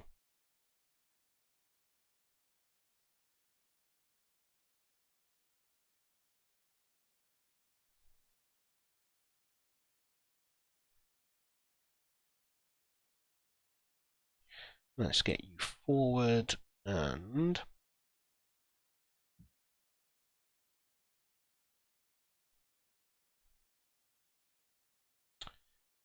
you can come off because you're tired. You're a better player than Akerley and actually I will bring Vega off. With Hildebrand on out there. And let's hope we can do something here.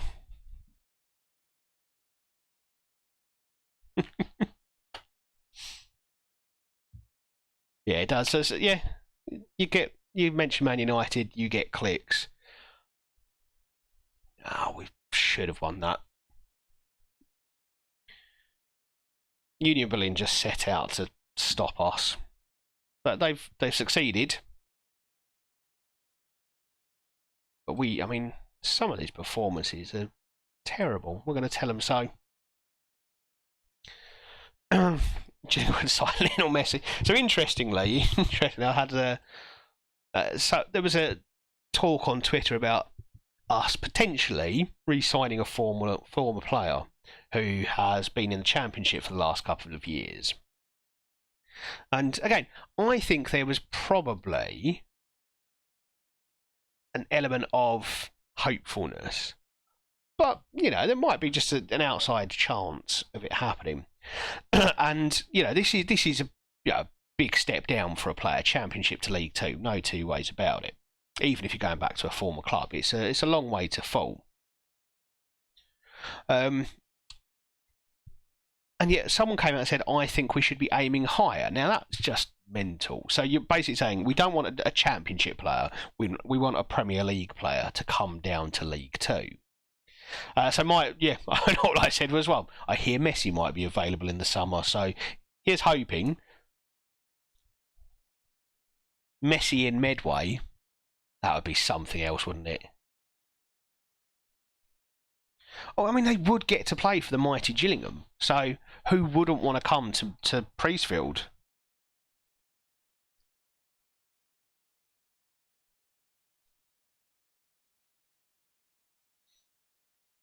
And not far from the stadium is easily one of the top 20 kebab shops in the town of Gillingham.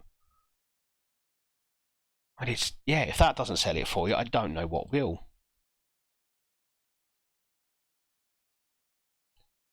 We're resting him for a couple of weeks. Wow. Something's gone wrong in our fitness training here.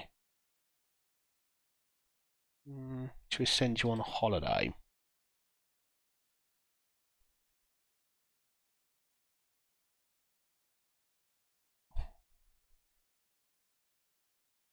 Carney needs a rest as well. Yeah, we're going to send you on a holiday as well. We absolutely need to keep these players fit.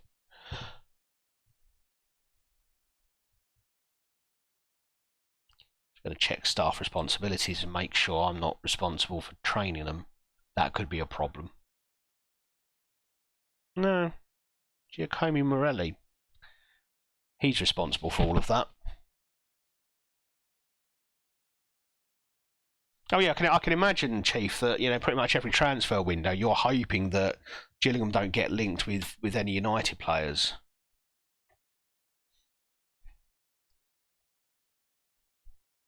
I reckon you'd spend the whole summer in fear of waking up one day and looking on Twitter and seeing Marcus Rashford and Gillingham in the same sentence. It's understandable. Okay, so we're making a point of how much money I've spent at Hertha.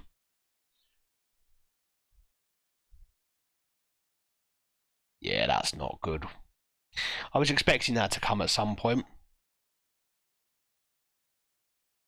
We're disappointing the board. That's a problem. Yep, and if anyone argues that, then they're just mental. Name one club on earth that are bigger than Gillingham, and I'll tell you you're wrong. We are massive.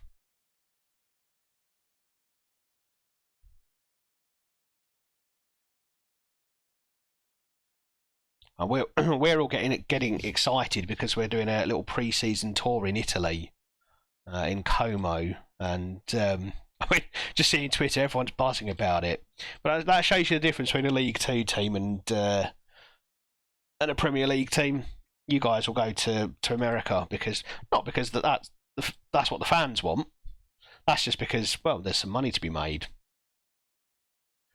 Oh dear. Right. Okay. So they're not playing him.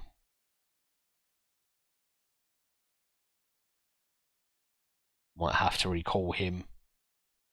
I think that's exactly what people were saying. I think before the end of the season, people were sort of on Twitter asking the chairman to take us to France, and that's all it is. People are going to go for a nice weekend away.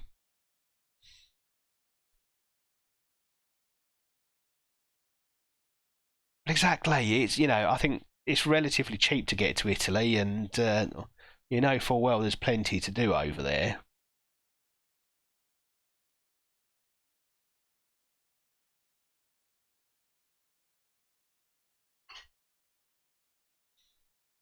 Right, Bayer Leverkusen's the next game. That's a big one for us. If we don't manage to win this one, I'm worried about how much worse my performance report can become. Supporters hate me. The supporters absolutely hate me. They expect me to qualify for the Champions League, which is kind of where I expect us to be. Board expects us to get Europa League, and we're falling short of that at the moment as well.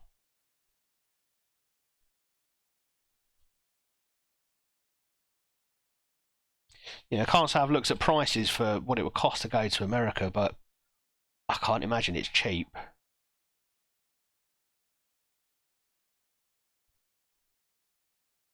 And, are you going to go just to watch friendly matches? When you've got to pay, £1,000 for 3-4 days, and it's a long old flight as well.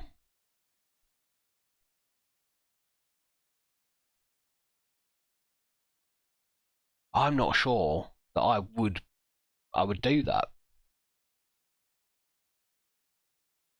But it's those sorts of things are not designed for fans in the UK. That's designed for fans worldwide. And I suppose you have to accept in this modern age, clubs like Man United do have worldwide appeal. So of course they're going to pander to that a little bit. I suppose if you can do it, pre-season friendlies are the time. Pre-season friendlies are the time to do it.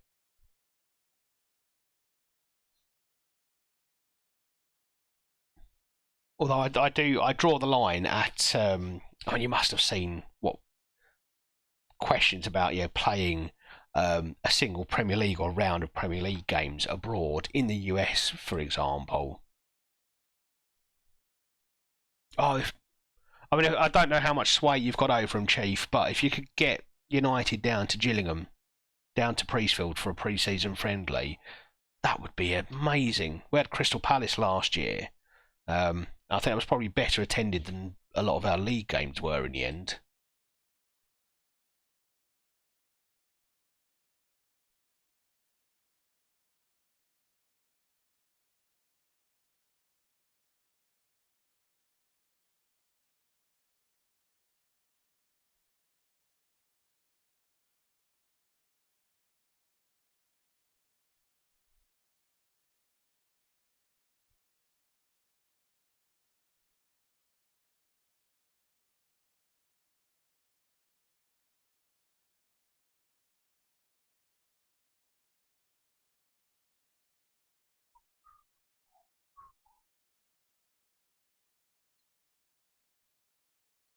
Right, so what did I actually promise to Georgie? Okay, so my promise was I won't play him in this very important Bundesliga game coming up.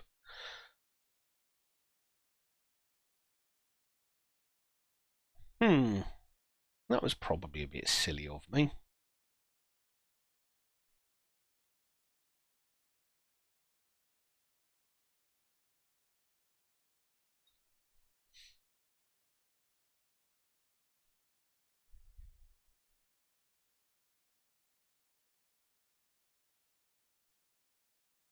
Yeah, exactly. And, it would help out the Kent contingent of Man United fans because they'd have a chance to actually come and see their team. Although, if any of them end up doing what that guy I saw shopping doing, wearing a Gillingham shirt and a Man United tracksuit bottoms, I don't think I could. I don't think I'd want them in the stadium. It's just not right.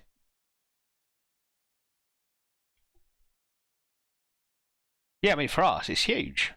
Crystal Palace was big.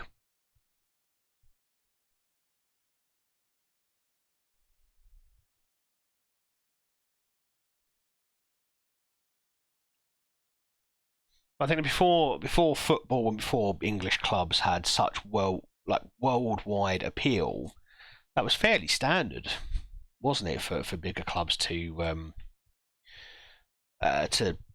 come and to do sort of play their friendlies at either sort of fairly local teams or just smaller lower league teams.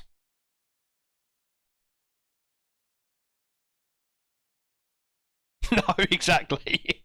I'm not claiming him, and I'm sure as hell. I'm sure you wouldn't either.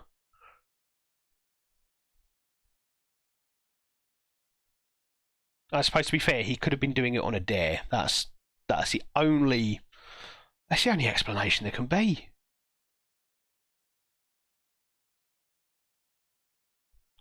Okay.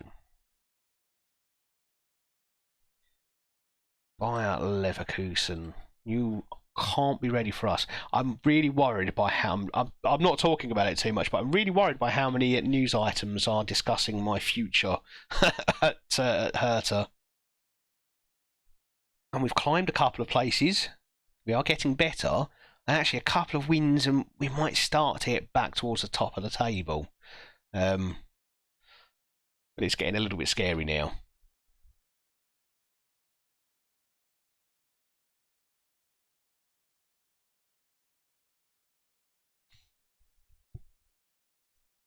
Yeah, so that used to be a fixture of it because I mean it meant that your players were not being pushed too much in pre-season. It was to just gain fitness, but yeah, I mean it also helped out the smaller teams, didn't it? I think football, at least at the top of the pyramid, has become a lot more selfish. A lot more selfish these days.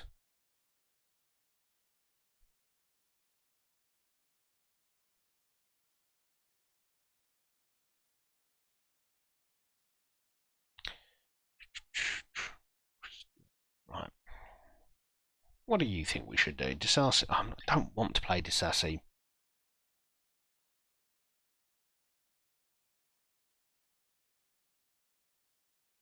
You're saying a Carney isn't midfield? No, interesting. Okay, well we're going to go for a Carney then.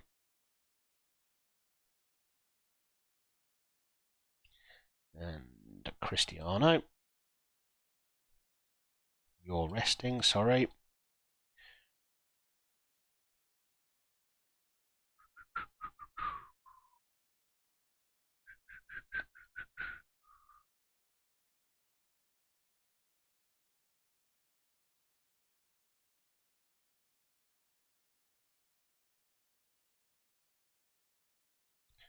Right. First team again. First 11, strongest 11, bar left back, because we promised Kohane a rest that really didn't have an option, didn't give me an option to say, I'll give you a rest for 1 week. I suppose that's because there wasn't actually a game in that week. And we've given him a little bit of a holiday, so hopefully he'll come back a little bit refreshed for the next one. We will put him on the bench just because we need someone who can play left back on the bench. Actually, no, let's not risk it. I don't want to upset him. Last thing I need to do at the moment is upset players.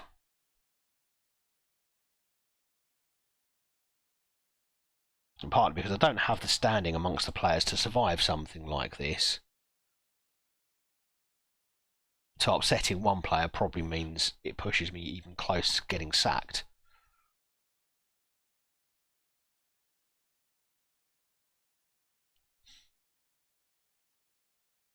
Yeah, I can imagine there's more of a feeling of being part of something with Wigan Rugby. It's what I feel with Gillingham.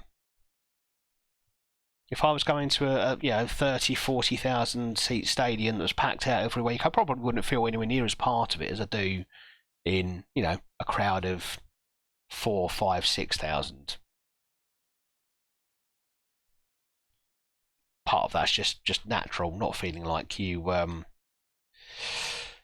not like you stand out in any way, but I do think the worst of it is that the decision makers at the top, they're not thinking about the football club, they're thinking about the bank balance, they're thinking about the bank manager rather than the fans, and that's sadly what we kind of have to accept, because it's not changing anytime soon, not without something drastic.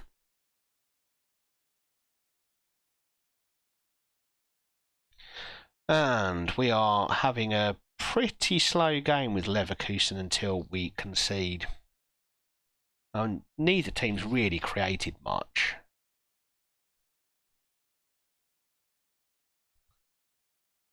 But they've gone and scored the first one.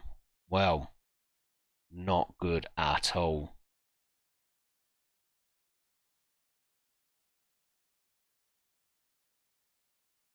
Oh, Hardy. In the goal. That's where it's meant to go.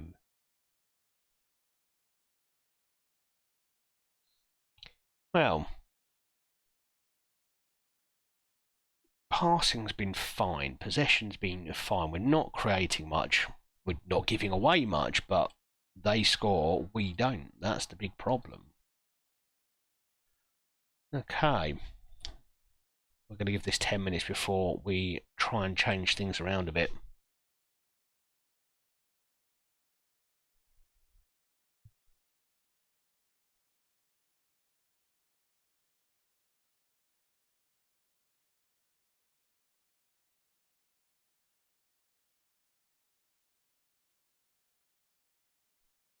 We've been passed around far too easily there. Centre-back's out of position, but thankfully that's a poor shot.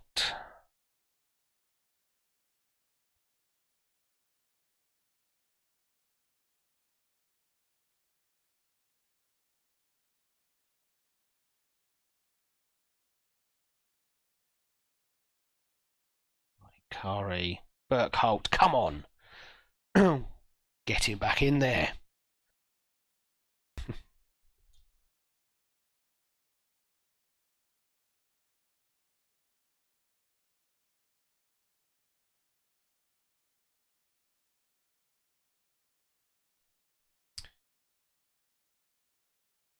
I think we could change it if you look at Super League and every club involved protested, yeah. Yeah, I mean, I think part of the problem is Super League was something that was absolutely going to change the landscape of football. It really was. It was going to change absolutely everything we know about football. And fans, rightly, reacted to that. Absolutely rightly. No two ways about it. That was the right thing to do. And I'm glad it happened, because it sent a message back to the clubs that said, you're not going to get away with everything. But the problem when it comes to things like ticket prices, the problems when it comes to um, incredible cost for merchandise, paying 60, £80 for a football shirt. Because so many people still do accept it, I don't think anything's ever going to change. And even if I don't think it pushes people to protest, because they also know if they stop charging those prices, if they don't have that much money coming into the club, which is your money for the most part, although plenty of it is TV money, but again, that's still your money, because if you're paying for the TV packages so you can watch your team, then you're paying that and that money gets back to the club. If you're buying the shirt, that's your money that they're spending. But because on what would happen if we protested that and said, oh, there's too much money in football, that would stop. And there'll be a lot of fans who wouldn't want to see their club not have as much money and be able to buy those players, to be able to pay those wages. And so I think that's going to be, I think that revolution in football is going to be harder. Super League was something else. It was very different. It was, we're going to effectively not we're going to change how football is. It's not going to be competitive anymore. It's just going to be the same teams playing the same matches because that's where the money is. And it was such an overt push for money that fans didn't accept it, and I thought that was great. But I don't think you're going to see protests about ticket prices and things like that, because that money is what feeds the fans in some way. You get that success because your club has that money. So I don't think many fans would voluntarily say, let's take some of this money out of our club. Even if we can all sit here and accept it costs too much. It should be unacceptable to us, but it's not, because we know that's what the club needs to be able to pay. Vinny, £500,000 a week, or Mbappe, insane sums of money, or Messi, insane sums of money, because if you don't have that money, you can't have those players. So I can't see that revolution happening in football. I think it will take clubs like Barcelona going bust. That's when it might change, and it will be a regulatory change. It won't be voluntary, and I don't think it will be fan-led. And it's a sad way to think about it, but I do think that's what will happen. It will be a collapse of football clubs. Oh my God, we are desperately trying to give goals to Bayern, to Leverkusen here. Holy. Okay.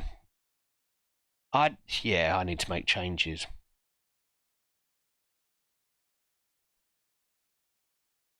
What worries me is I don't know how to stop this from happening. The moments of mentalness. How do we stop that from happening? Right, Disasi's going to have to play on the left back position, and we'll hold that last sub.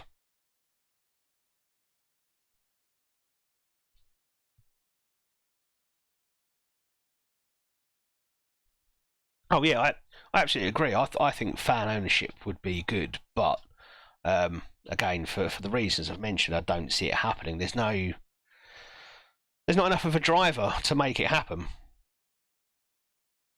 There's no driving force behind it to say, okay, this is absolutely imperative. So it probably won't happen. If clubs start going under, maybe. Come on. Oh, we need to just hold on to this with everything we've got. I look forward to playing a night of Football Manager without the game telling me I'm not very good at it. This could be it. Right, let's make a sub. Let's take time out of the game. We'll make a sub. Kari, Chrysostomou, perfect.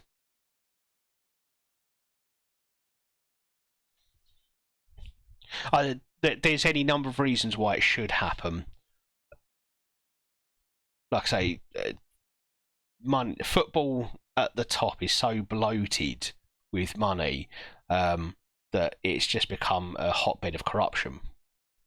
And I'm not just talking about within clubs. I'm obviously talking about within FIFA, within UEFA, within the FA. I'm sure, and most of it we'll never see because there's just too much money for it all to be accounted for.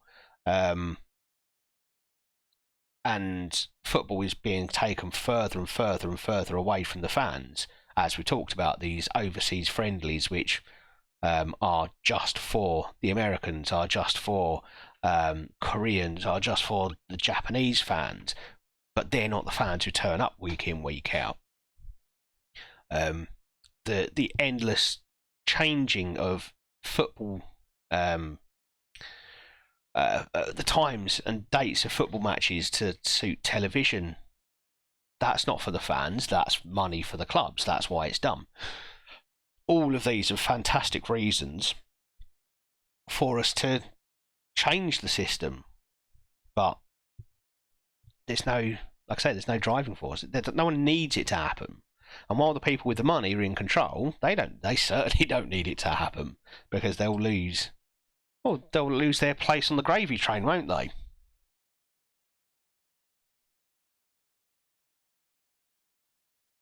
And it's sad to think of it that way, but it will take something drastic for the changes that we need to see happen to actually happen. But could you imagine it if let's take United for example? Let's say the Glazers or whoever ends up owning you turns around one day and says, "Look, we don't like how much money there is in football, so we're deciding to we're gonna sell half of our shares, half of our stake in Man United, and we're going to sell it or give it to the fans." But what it does mean is we're gonna drop season ticket prices as well, and we're also going to stop messing around with times of football matches. We're going to start saying no to Sky, and we're just going to say we'll cut the money. As soon as that money starts disappearing out of the club, and Man United are now a relegation threatened Premier League team, and that stops seeing it stops looking like such a good idea. And that's the thing. It would take a concerted effort across not just England but across Europe before we see something like that, which is why I say it's going to be a regulatory thing, and it will be in response to an absolutely catastrophic collapse of number of football clubs. For part of me did think the Man City thing might be the start of it, but I think there's a good chance their lawyers will get them out of the worst of it. Well, we won another league game, and suddenly I'm feeling a bit better about things. I didn't like how we went behind, and I didn't like how we nearly conceded a second, but we won another football game. And now we're up to ninth. And now my boards don't hate me as much. Supporters still despise me, but we're turning it around.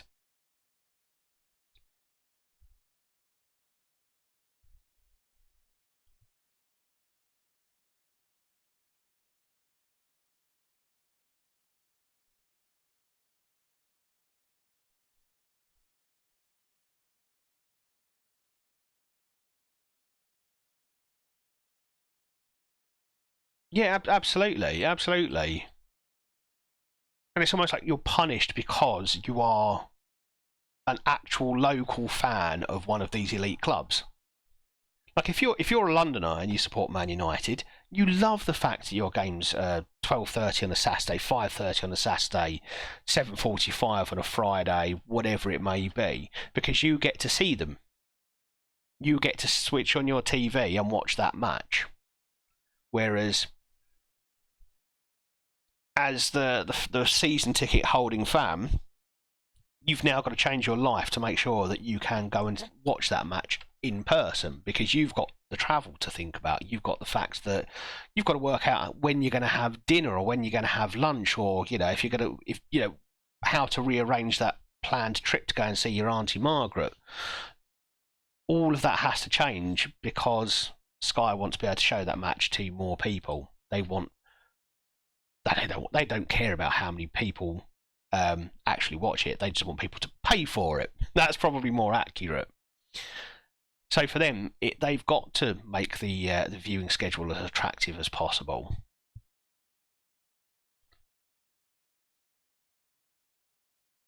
And if that means that you get thrown under the bus, well, it's all right. You don't bring in that much money compared to all of the Sky subscriptions, all of the BT Sports subscriptions.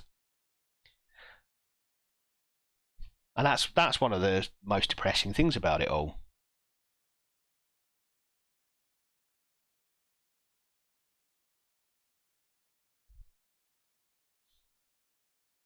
But there is positive to everything. You still get to support your team. You still get to follow them. They still exist. And I think as much as we could hark back and say, oh, I wish it was like the good old days when money didn't play such a part, we've got to kind of accept that it does. I think it will even out somewhere. I do think at some point it will have to even out somewhere. But then, I mean, people have been saying that for a long time. I mean, yeah, Barcelona are obviously having major financial issues, aren't they?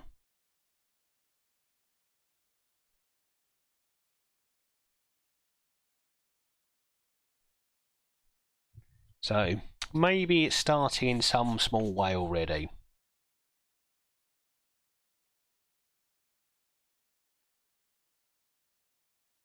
At least, well, I mean, we can at least both say our club still exists, and that's a good thing. You look at the likes of Berry. I mean, that's that's incredibly sad. I mean, just to see your team just disappear, it's gone, doesn't exist anymore. I struggle to understand how that feels. I do feel for those fans, big time. Okay, we have FC Basel up next. They are... How are they getting on? There we are. Okay, feels like a game that we ought to win. Fans disagree. I wonder if that's because of our league position at the moment. But let's go and beat them. Come on.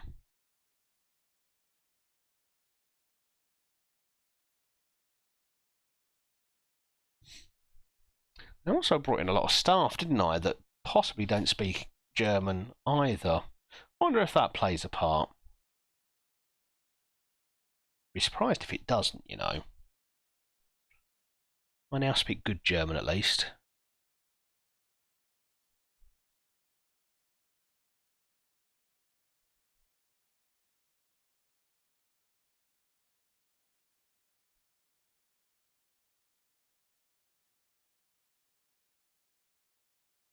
Yeah. I think we can all have sympathy for that. Welcome back, Ashwin. That was a long old game, wasn't it? I feel like I've done most of my stream without you here now. Was it close at least?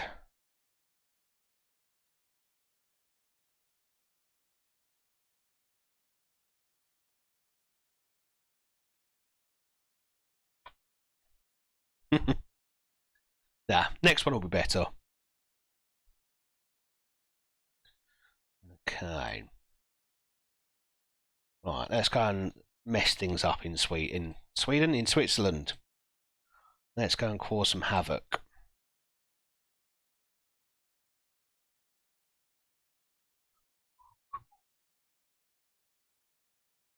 Let's get this sassy out there.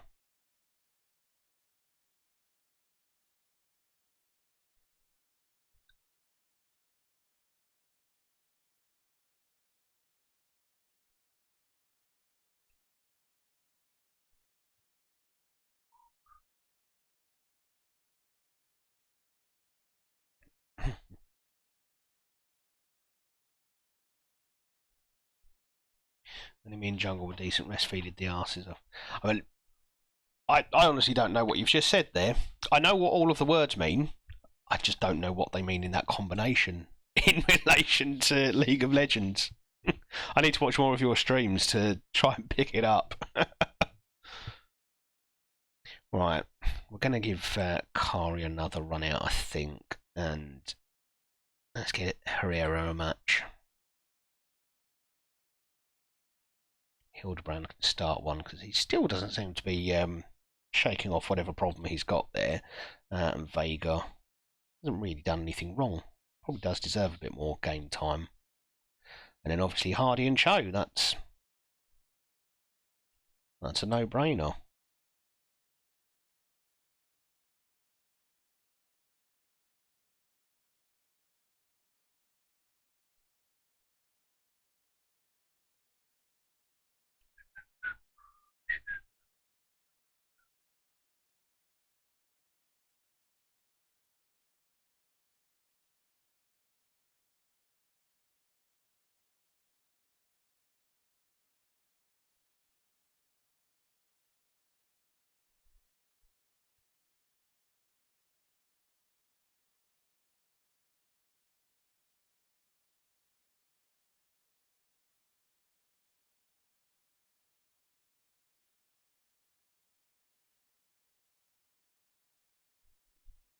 Oh, that's lovely football from Hardy, and the finish was lacking.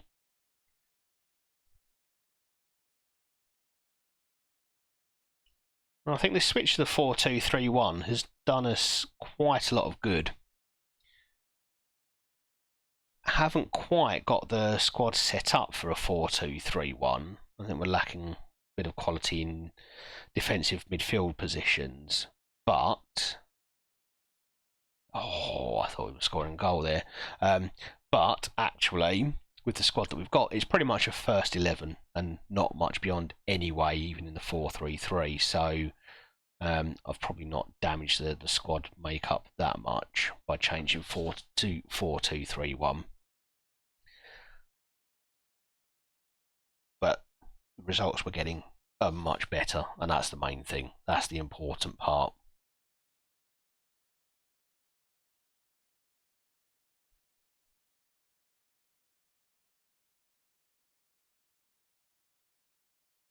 And that's excellent movement forward. And Hardy has missed another chance.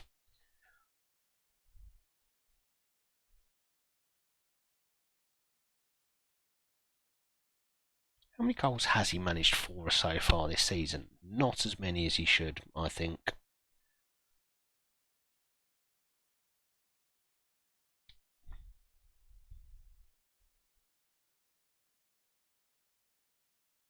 And one of them's got to jump for the ball there, surely.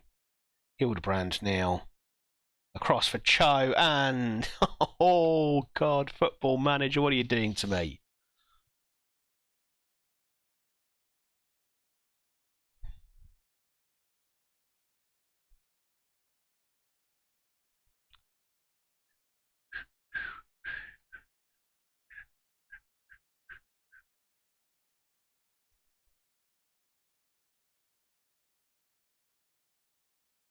Oh, come on.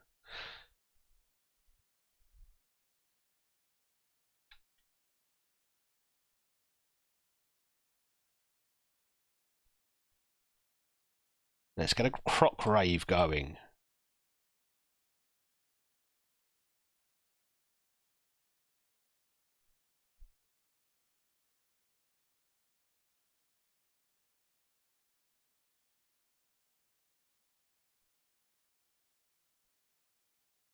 Ooh, a draw here would drop us quite a few places out of that top 8, which is the most worrying part.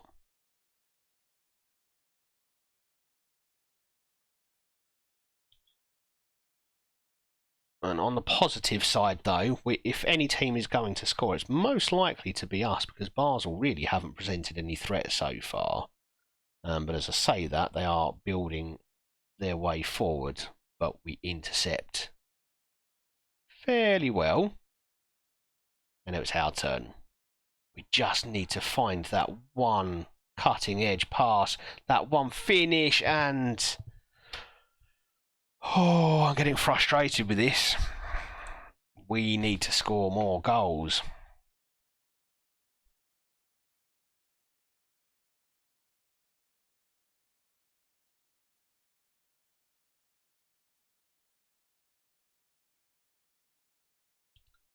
Okay, changes.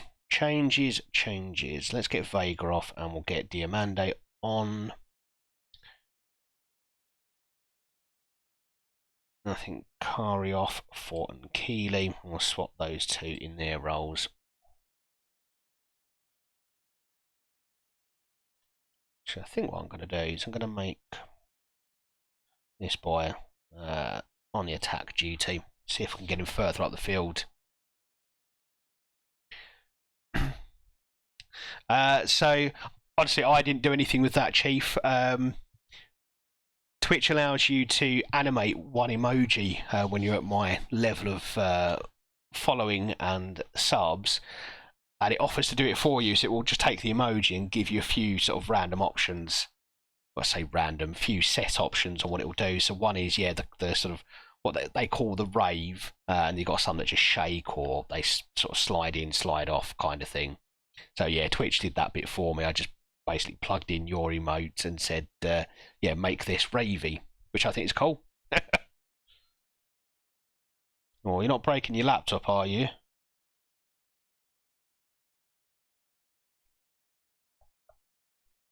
This is my last resort. Okay, and Hardy is exhausted. So can I put someone else out on the left? Yes. Let's get Diamandi out there, and let's get Burkholt on in the middle and see if that does the trick for us. So I'm going to make you attacking. Let's get you into the box. That might be another thing we need to look at. More support for Cho in the box. I love it. Okay, you installed your new firmware.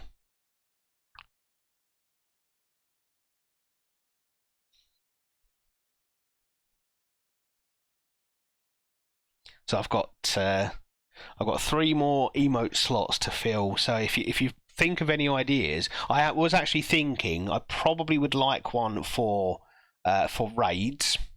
So I've no idea what that will look like. Come on, Burkholt. And the change does exactly what we hoped the change would do. Lovely stuff.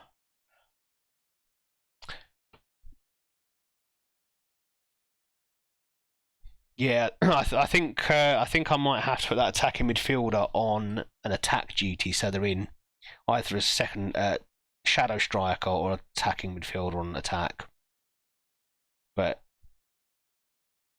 the thing is, Cho has scored plenty of goals. Cho has scored a ton of goals, but he's getting no support from anywhere else. So every time he doesn't score a goal, it just highlights it for me.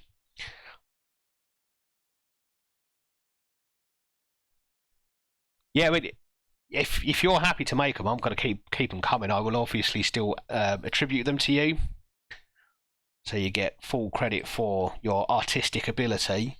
Yeah, I'm thinking I need one for raids. I don't know if I need one for sort of any new subs or followers or something like that.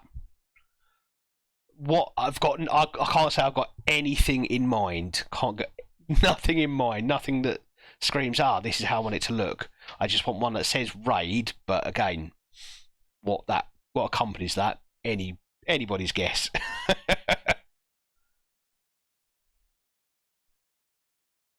I think we've probably got to go with the dressed animal theme, haven't we?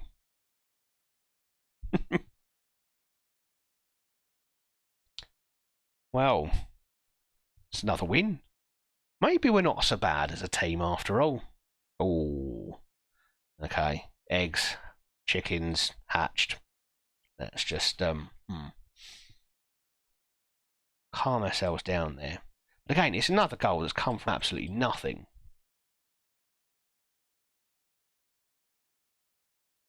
But a win is a win. And especially seeing as the fans didn't seem to think we would win that one. So, we absolutely need to make this change at least. Now, Diamande is kind of my first choice in here. Can he play as a shadow striker? I think he can. He scored lots of goals for me from a Mizala position, so I'm going to make you a shadow striker. That's a very aggressive front four, but I think it can do the job. If I make these two defensive wing backs, they still get forward, but they'll deliver in from deep. They won't be up on the touchline as much. Let's see how that goes. Yes, I absolutely do.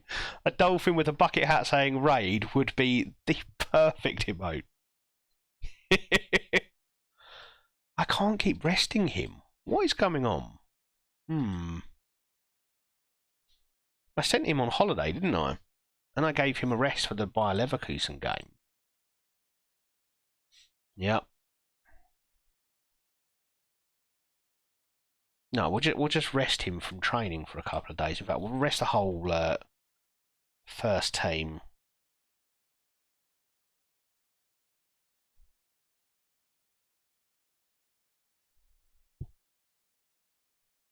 Oh, mate, don't even worry about doing it tonight. Just whenever you've got, it's a few minutes on your hand. No rush for it at all. I do appreciate everything you've done, and in particular, appreciate the fact that you're here for pretty much every stream. It's keeps me going. It really does.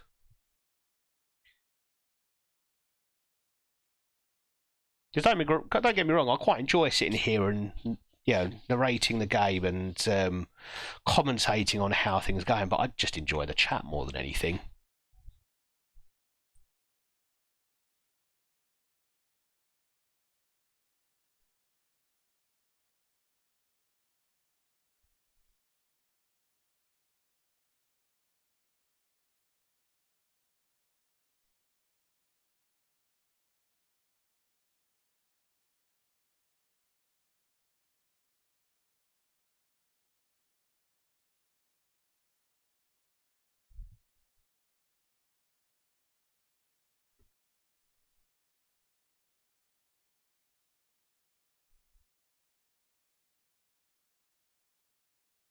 No, I'm pleased you enjoy it, and that's like I say, genuinely it keeps me going. You wouldn't come back if you didn't enjoy it, so I feel like I must be doing something right. But yeah, it's I can see how people would start streaming and kind of fall out of love with it very quickly, because if you're spending most nights talking to yourself, I think it could be. I can imagine it's quite a drag.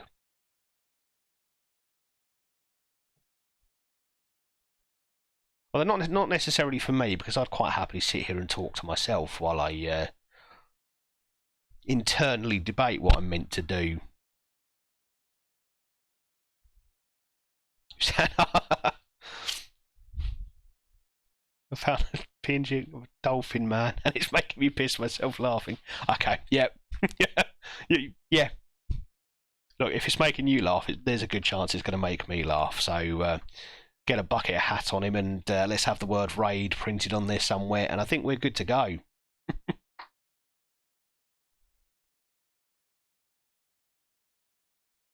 Okay. Is this just on Google?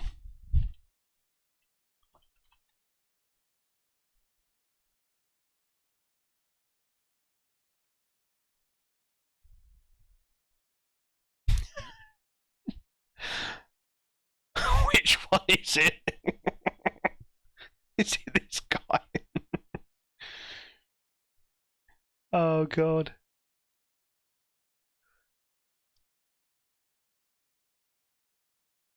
Who is the dolphin man?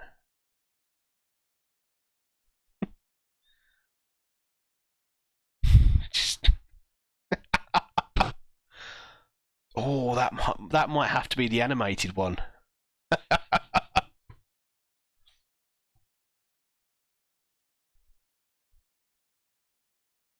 Well, I'm going to leave you to work your magic on that one. I love it.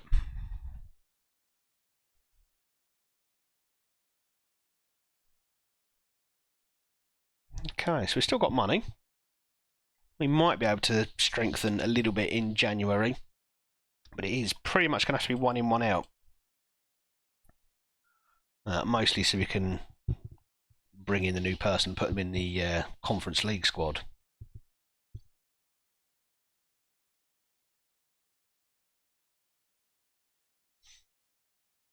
I'm excited just thinking about it already, Chief.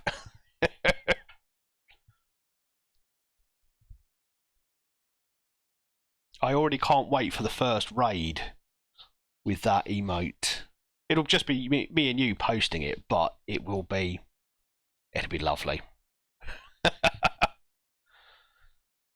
Okay, scouts are getting busy now.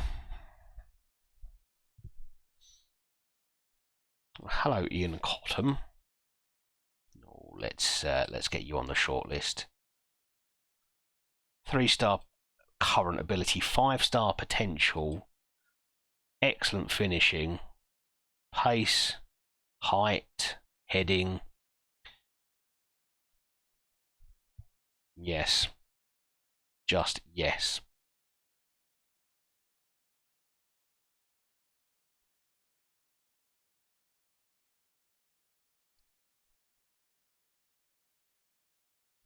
I suppose we should probably look at a defensive midfielder as another one, because we're a little bit weak there.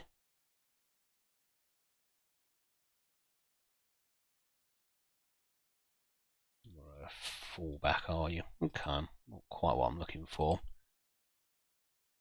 Let's give them a little recruitment focus. Give the scouts something to do, shall we?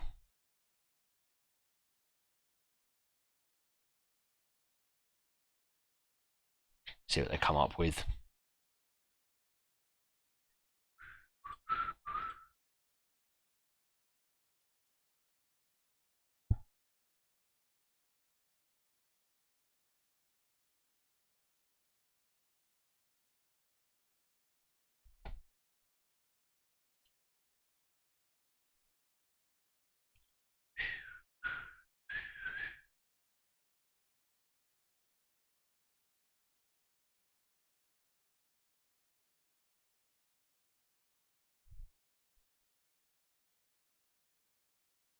Okay, let's rotate this team around a little bit more. Ashwin, are you going back live? Or are you still doing stuff with your laptop? Right, Connor Bradley, Cristiano, Chrysostomou. It's probably my best back four there. Need to change your training so you're doing a bit more of that. Similarly, what did I have? Halfback now. Deep lying playmaker. That's. Well, I don't want to get too cocky with it, but I think we might have unlocked the key. Unlocked the key. Found the key. Or unlocked the lock, but unlocked the key. Meaningless, Adam. Talking nonsense. It's obviously late at night. Okay, Christensen.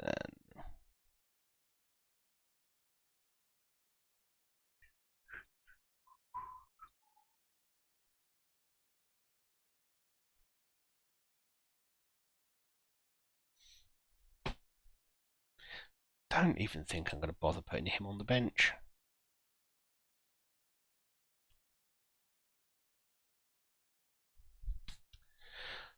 Okay. I mean, you're welcome to email it to me now. I can't wait to have a look. Can't believe you made it so quickly.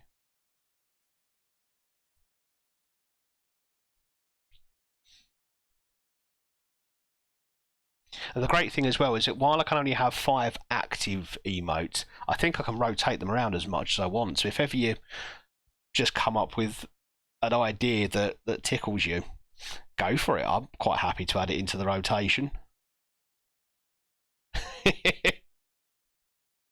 Yeah, you've definitely earned your artist badge now.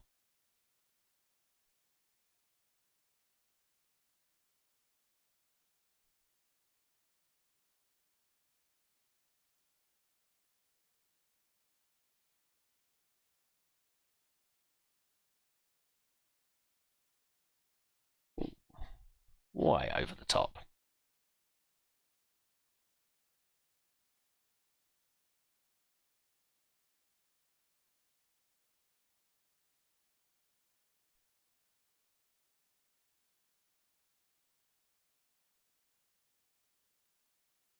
Oh, what a save that is. It's offside, but what a save. Oh.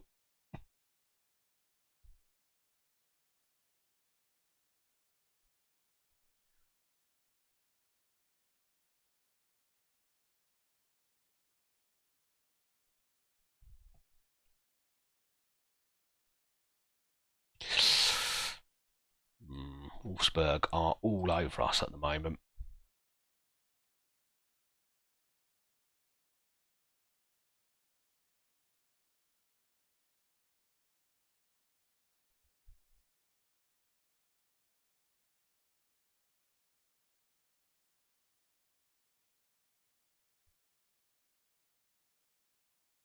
And even when we're camped in and around their box, we are still not able to break through.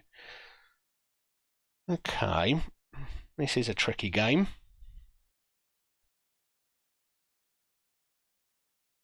We defend that one quite well, but we're just not getting to the second balls.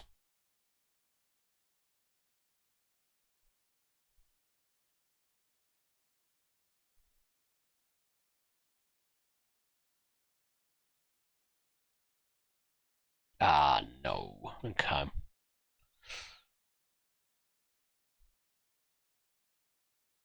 I want to see it on count. They're playing a 4-2-3-1 as well. Right.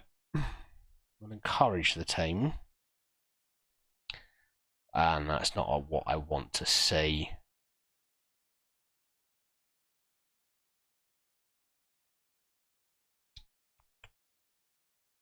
Not what I want to see at all. Okay, let's get Herrera on and hope that we can do something different. I can't wait to look. In fact, even while this is going on, let's take a look.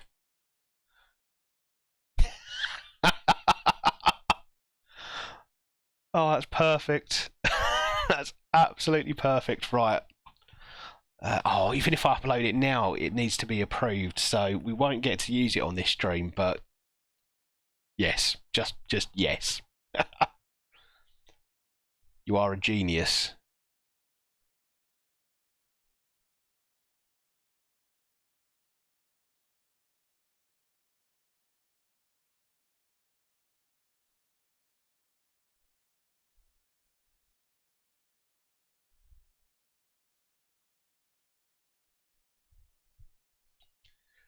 Okay. Once again, Cho is struggling. Diamande's doing all right apparently, but we need goals.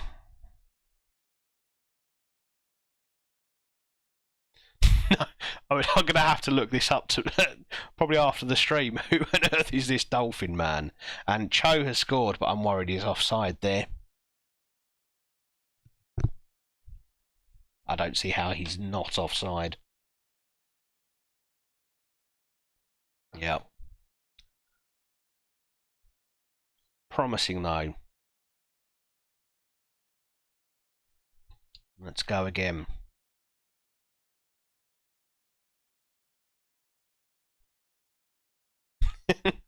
I genuinely hope it's the same person as well.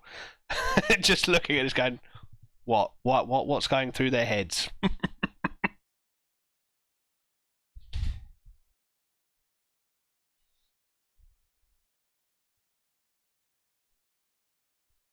I reckon they've probably got a hall of fame as well. Just some of the funniest. They could even have different categories, but there's got to be one for just the most random funny emotes.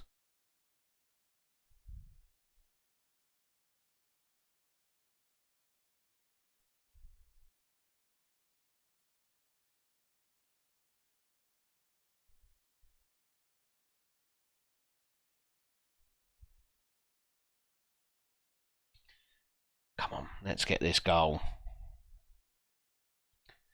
Okay, Hildebrand can come off for Burkholt, and we'll see if that has the change we need. And Keely's looking tired, so we're going to have to get him off. And Georgie looks exhausted as well, so that will do Akeley. And this is where we find problems. We've not got much beyond that first 11. I don't even have someone else who can play up front other than Schaefer. We may have to go to that.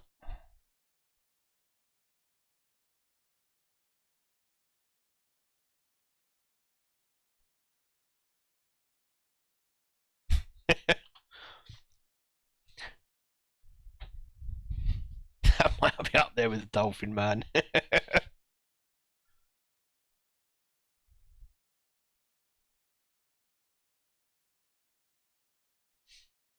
I'd like to think not. I'd like to think we are unique for the emotes that we have here. I mean, your Dark Star or Dark Lord or whatever it was, the random set that you've somehow acquired, they were fairly random, but I don't think there's anything quite as random as these.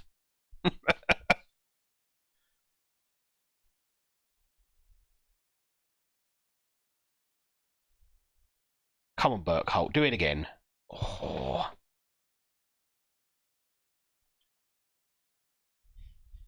Okay, let's do this.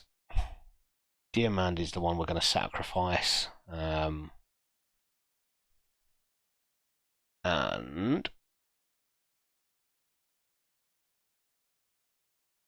okay, that's it. There are our subs. He was, yeah, exactly. It was just the randomness of the emotes that you had from him just inspired us to go with a random theme as well. And well, I couldn't be happier with the results. Unlike that result, and we weren't at our best.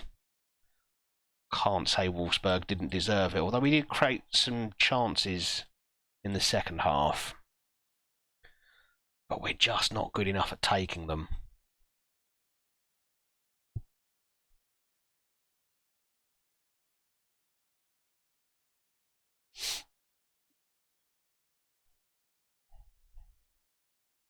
I'm sure they could all do the rest.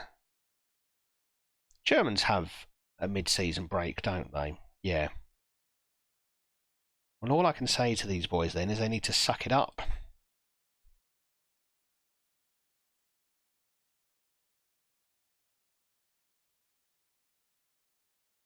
Let's give them all a rest for a couple of days before the next game at least.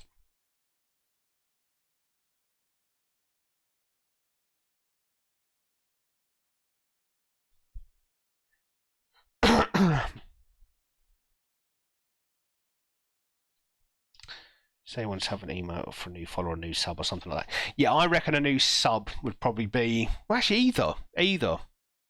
If you can make one that's appropriate for both, maybe a welcome or something like that.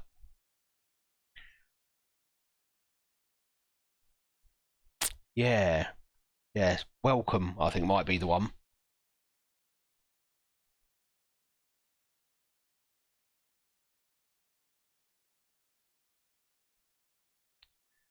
Okay, let's see what they've got for us. Who's expiring? Okay, yeah, quite happy to see those two go.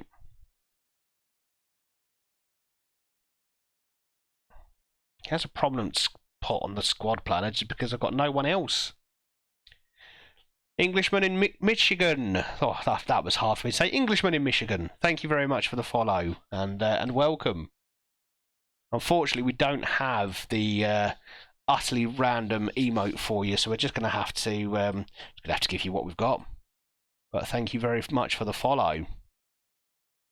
There we are.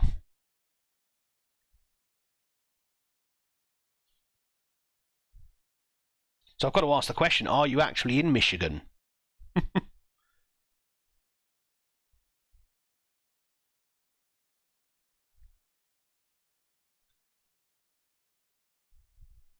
Arminia Bielefeld.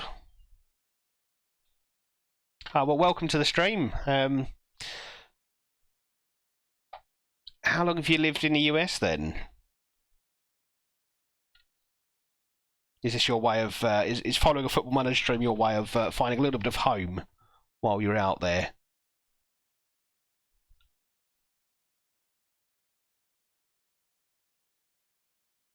And of course, the question we've got to ask is, who do you support? Do you have an American team that you support? I guess is a question as well. I can't say I know much about American soccer, but do you have many local teams that you can get along to see?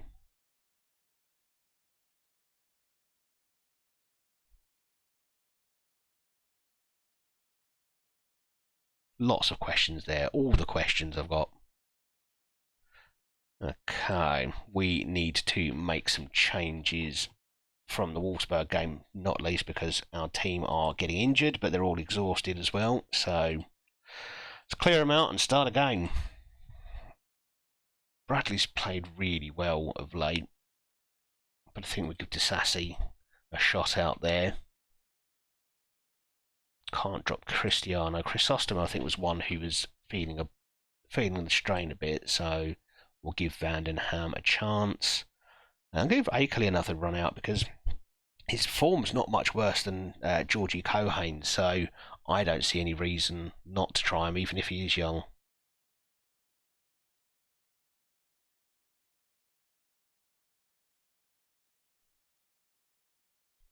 Let's go for Kari alongside Nkidi for this one.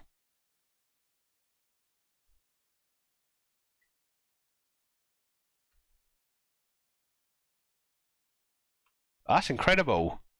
So Chief, we've got another Man United fan for you in the chat here. That's great. So it's a professional team. Is it MLS level or is it one of the sort of leagues below? I can't say I'm entirely up on what the structure of US football is. I know it's not a pyramid like we see in the UK or in Europe as a whole, really. I'm sure I read something that said there were moves towards having a pyramid structure. Let's go with Diamande again. We'll go Hardy, and we've got to go for Cho.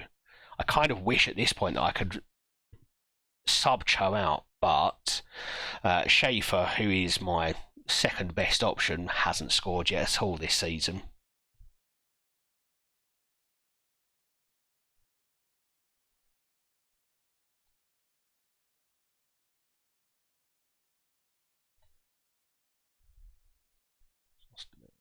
George can sit on the bench, I think.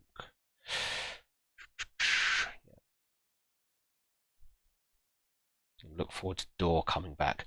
When I'm wondering, he is very good. He's got great potential. Do you know what? I'm going to put Solanke on the bench. I'm going to do it.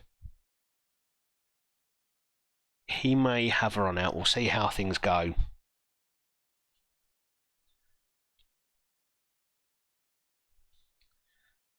So Chief Englishman Chief. Chief is my chief artist and avid Man United fan, season ticket holder, and true Manc, and very good friend of the stream.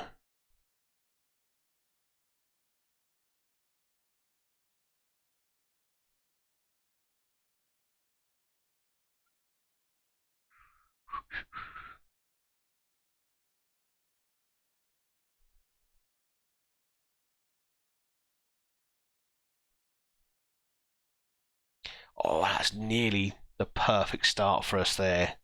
Burkholt hitting the post.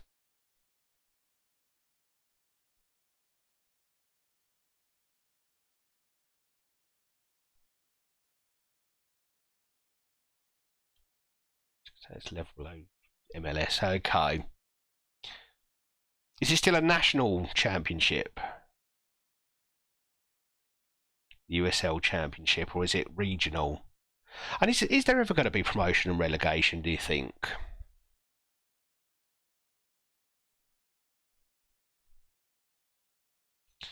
Obviously, for me, it's completely alien as a thought to not have promotion and relegation.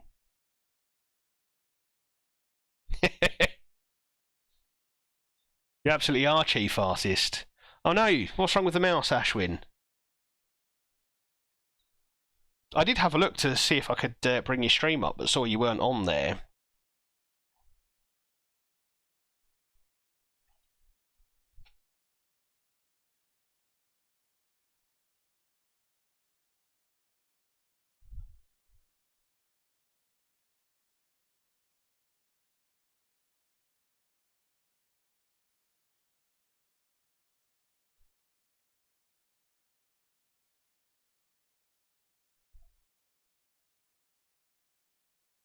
Maybe you got the mouse from Liverpool.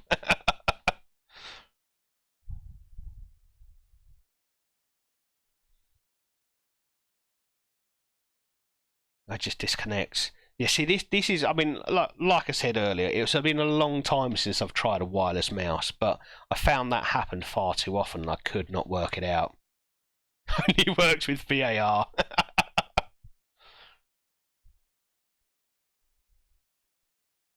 Yeah, it would make sense to have regional leagues, wouldn't it?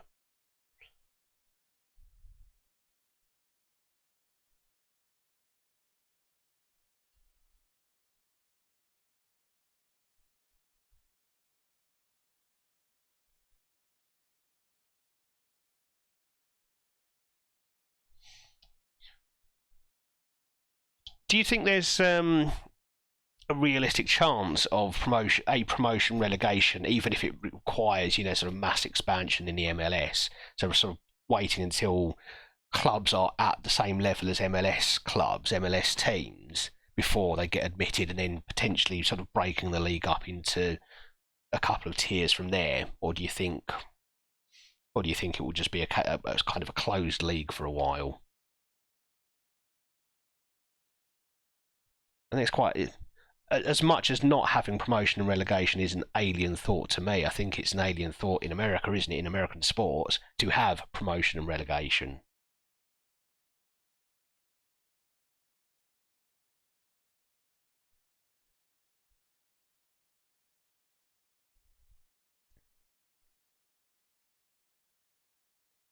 So does it not work when it's wired either?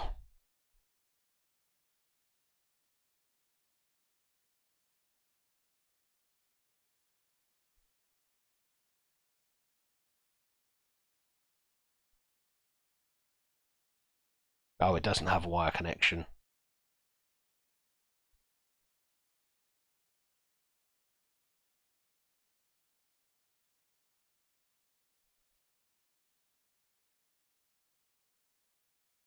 Yeah, and I guess much of that does also owe to the size of the country, doesn't it?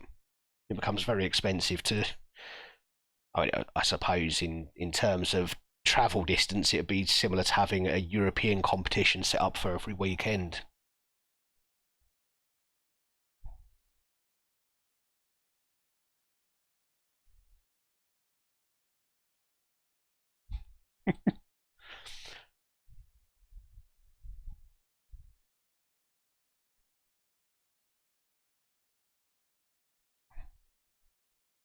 And I guess that's me just trying to apply European standards to American sport, which, yeah, it's not particularly feasible, even if the quality was good enough. I suppose, yeah, the amount of travel that I have to be makes it fairly unlikely to ever get off the ground.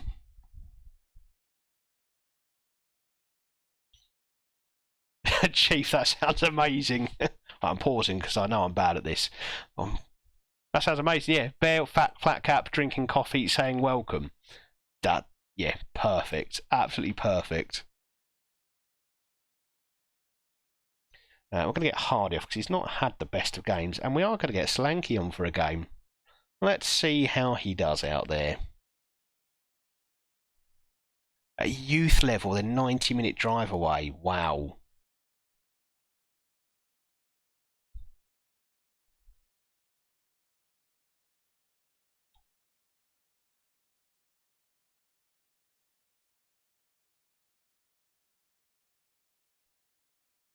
Yeah, and of course you're competing with sports that are far more popular. I mean, what is football? Fourth, fifth, sixth? I mean,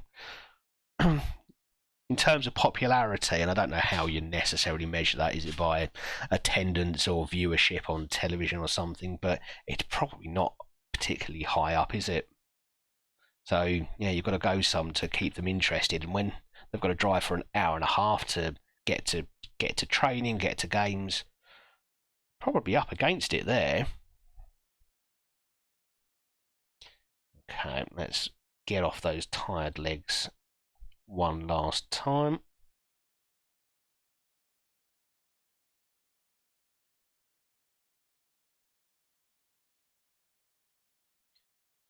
Hope we can see this one out. And we do need to waste time. Slow the pace down. I didn't sign Solanke, he was already here. As soon as I arrived at the club, I marked him as the player that I needed to get rid of. His ability is nowhere near the rest of the team. I have no idea how he ended up at Hertha Berlin.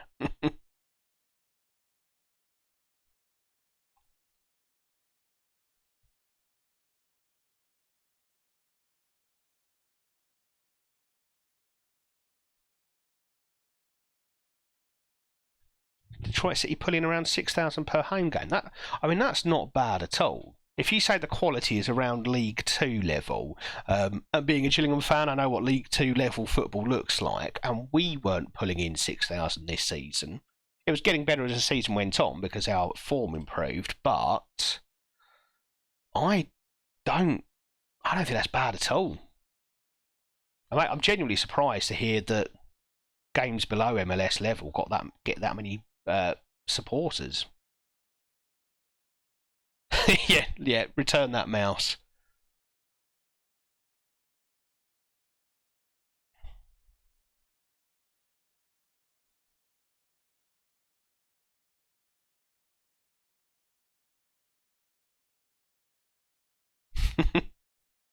So Sally can wait.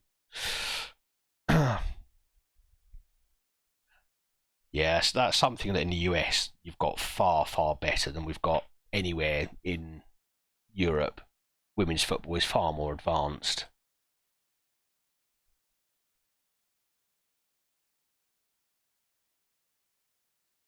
Well, another game where, I mean, our XG was just insane, 3.72. We are going to eventually become a force in Germany as soon as we can work out how to get that round white thing in between the posty things.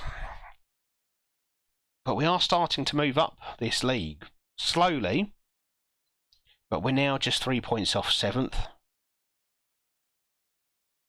We're still 8 points away from the Champions League places, but over the course of the 20 games we've still got to play, we have a chance. We need some good form, but we have a chance. The board are still not thrilled with how we're doing, and the supporters not happy with me at all.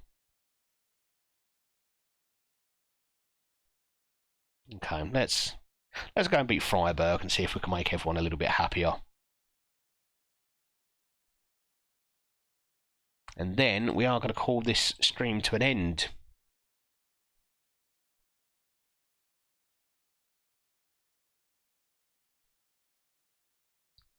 Oh, God. Oh, so, okay, well. I wasn't... Well, I suppose I was expecting this to an extent. Right. Haven't been making the best decisions lately and we're struggling as a result. Well, that's nonsense because we've actually got a lot better. Not changing tactic because the new tactic we have is improving us.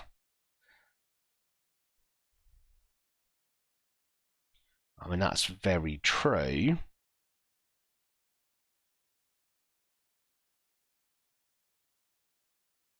I'm not going to blame the players. That seems like a bad idea. Although that's what I want to say. It's you lot. I'm a tactical genius. It's your fault you're not doing things properly. That feels combative.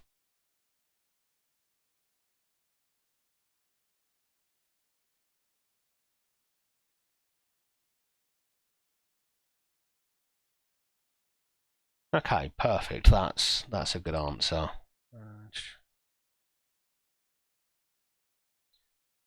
Oof, okay, well, I feel like we turned that around. Not everyone was delighted with that, but we'll just have to move on. And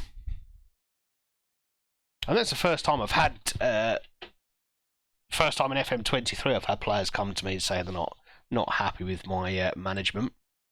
Oh, God. Well,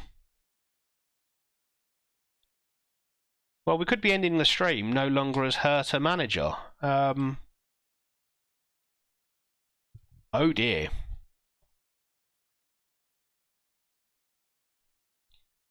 Feels like I got a refurbished one. Yeah, I mean, some of the sellers on Amazon aren't necessarily everything you expect them to be.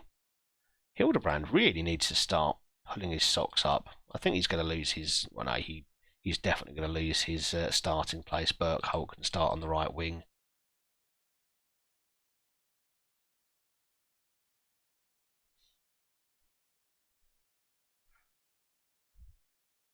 Well, I hope everyone's sticking around for this Freiburg game because it might be our last.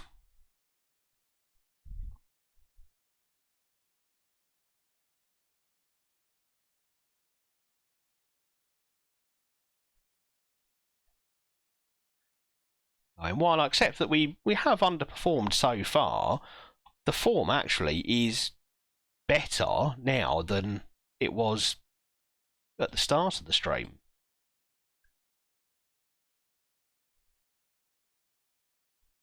So let's hope we beat Freiburg and can start to convince the board that we are worthy of our position here.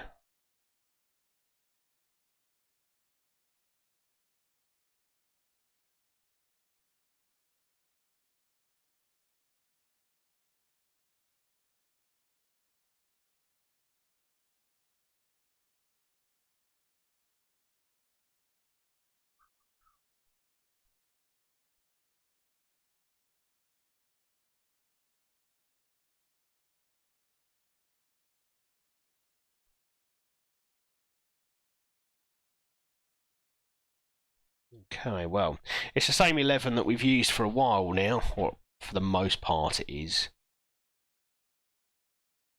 Let's hope they can keep my job intact.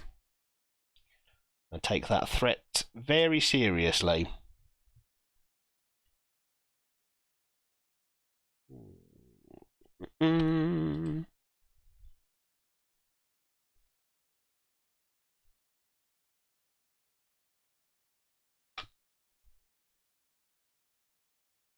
Having had the team tell me they don't like me anymore, and the press are being briefed that I'm potentially on my way out, feels like there's a lot of pressure on this match.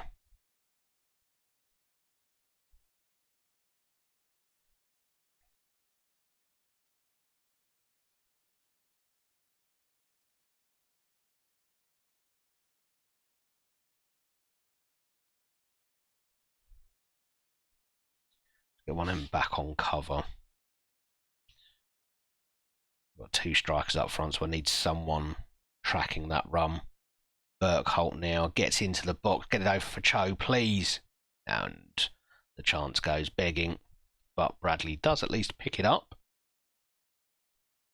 Burkholt now. Big ball over for Hardy. In for Cho, and that's a good stop.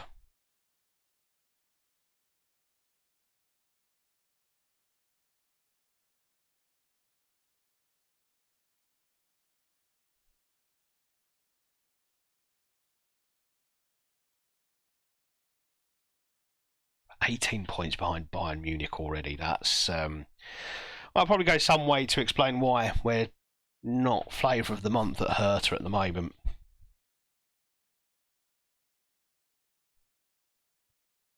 But I just feel like we were just starting to turn things around. And Burkholt now, and we need to get these goals. Oh, God.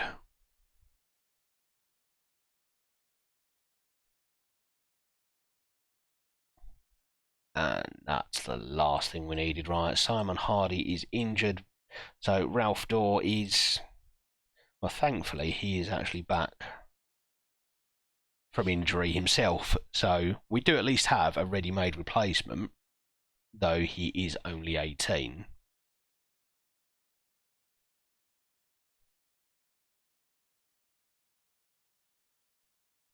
Okay, tell them they're not good enough and hope they go out and do better.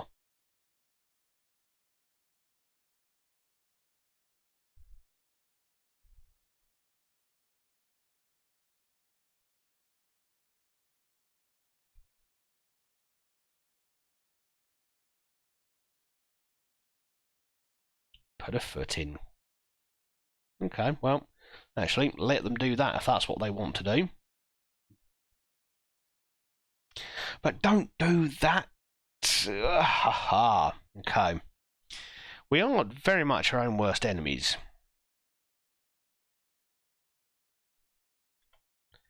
And Keely's going to have to come off because he looks rather dead. And Hildebrand can come off from the bench.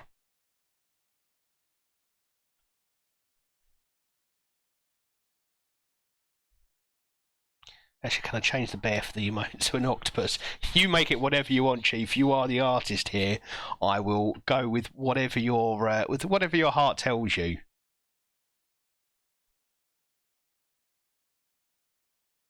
Yeah, it might be worth it, Ashwin. It could just be like you say, a refurb. What's the price difference on a different website though?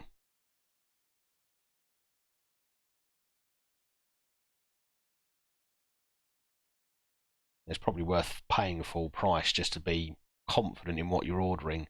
Cho now, and that's a goal. Come on. That's just what we needed.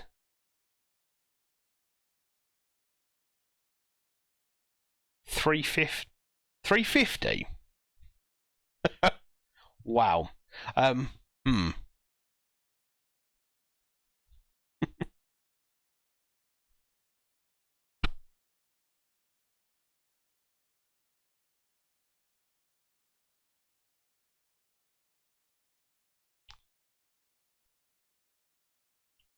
Door with some good work there. Burkholt.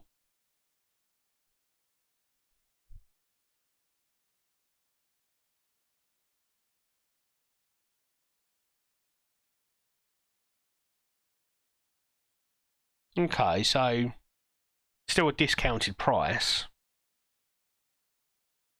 but not too much more.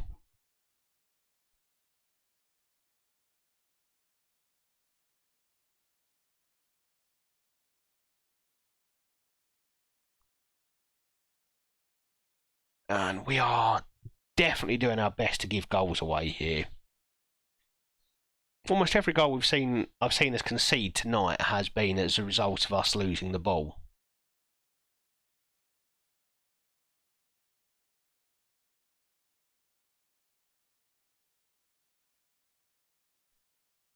I don't know. I was busy looking at your mouse, and I'm not quite sure what happened there. I just saw that turn to see the ball trickling over the line. So Cho through for Door. Well, I mean, it's an audacious chip. I don't know how it got over the goalkeeper, but that's two. And we might keep our job for another game.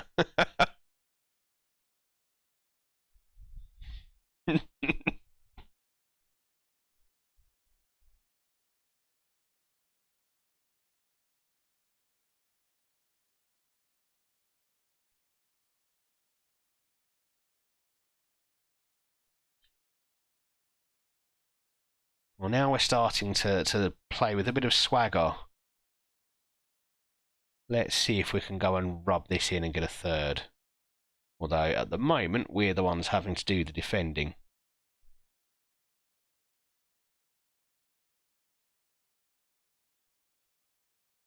So let's go back to this mouse, shall we?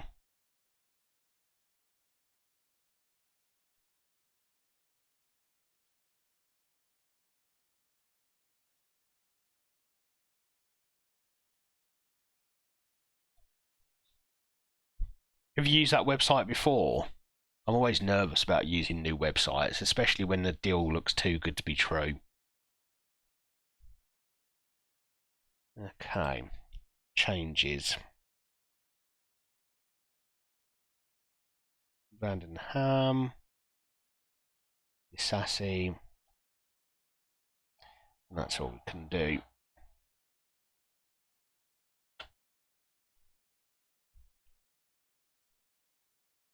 Yeah, as long as you know you can trust them, it makes a big difference.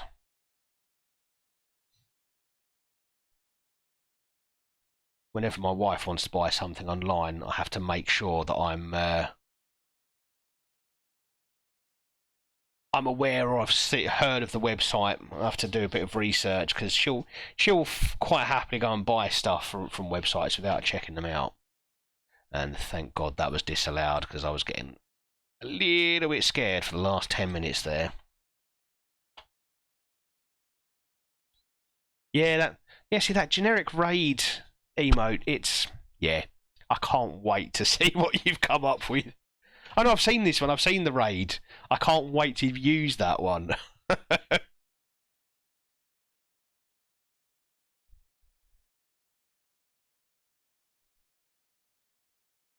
Well, we're going to make this the last game of the night, and then we're going to go and raid someone, and we're going to use the emotes that we have available to us, just because we need to get those emotes out into the wider world. And that's 3, and I'm hoping that's the sort of result that the board and the fans sit up and take notice of, because we're doing this away from home with all the pressure that's been put on us, and we've moved up to 9th with that.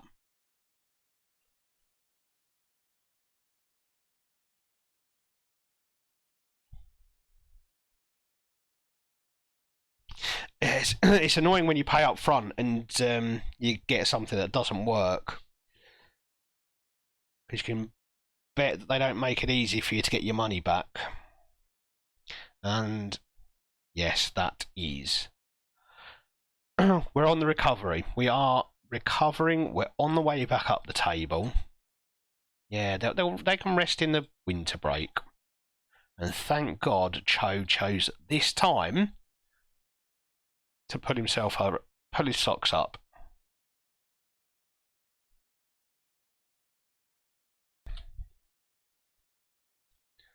The supporters still hate me, and I don't think they're ever going to stop hating me. Although they are hopeful that I might be able to turn it around.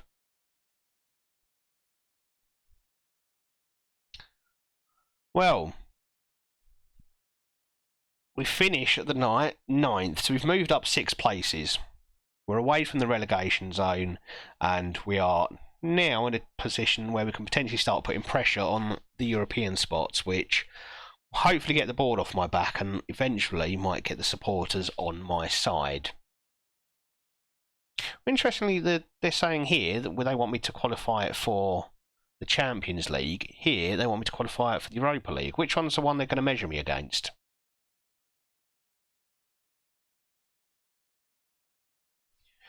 Oh, Football Manager, you're so good. Yeah, the only reaction from from other streamers, I hope. I'm going to have to stick around for a few streams just to see them.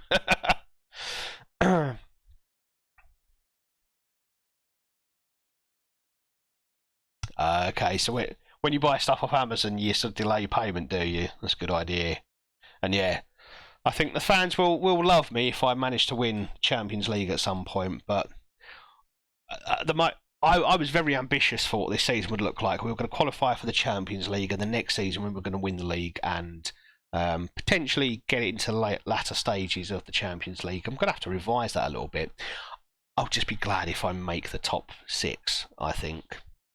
It might take a couple more seasons before we win the Champions League, so 2030, 4 is probably when we're realistically targeting that now. But yeah, we're not as good as I was hoping. Yeah, they are. Everton in Europe, gosh. If you're an Everton fan, drink it in, because you're not going to see that again for a while. And look at my boys, Dundee United, doing themselves proud there. Right, let's find someone to raid, shall we?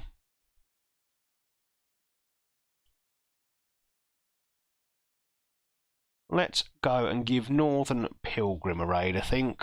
Is one I'm following, so let's go and do that thing that I have to do to make that happen. Here we go.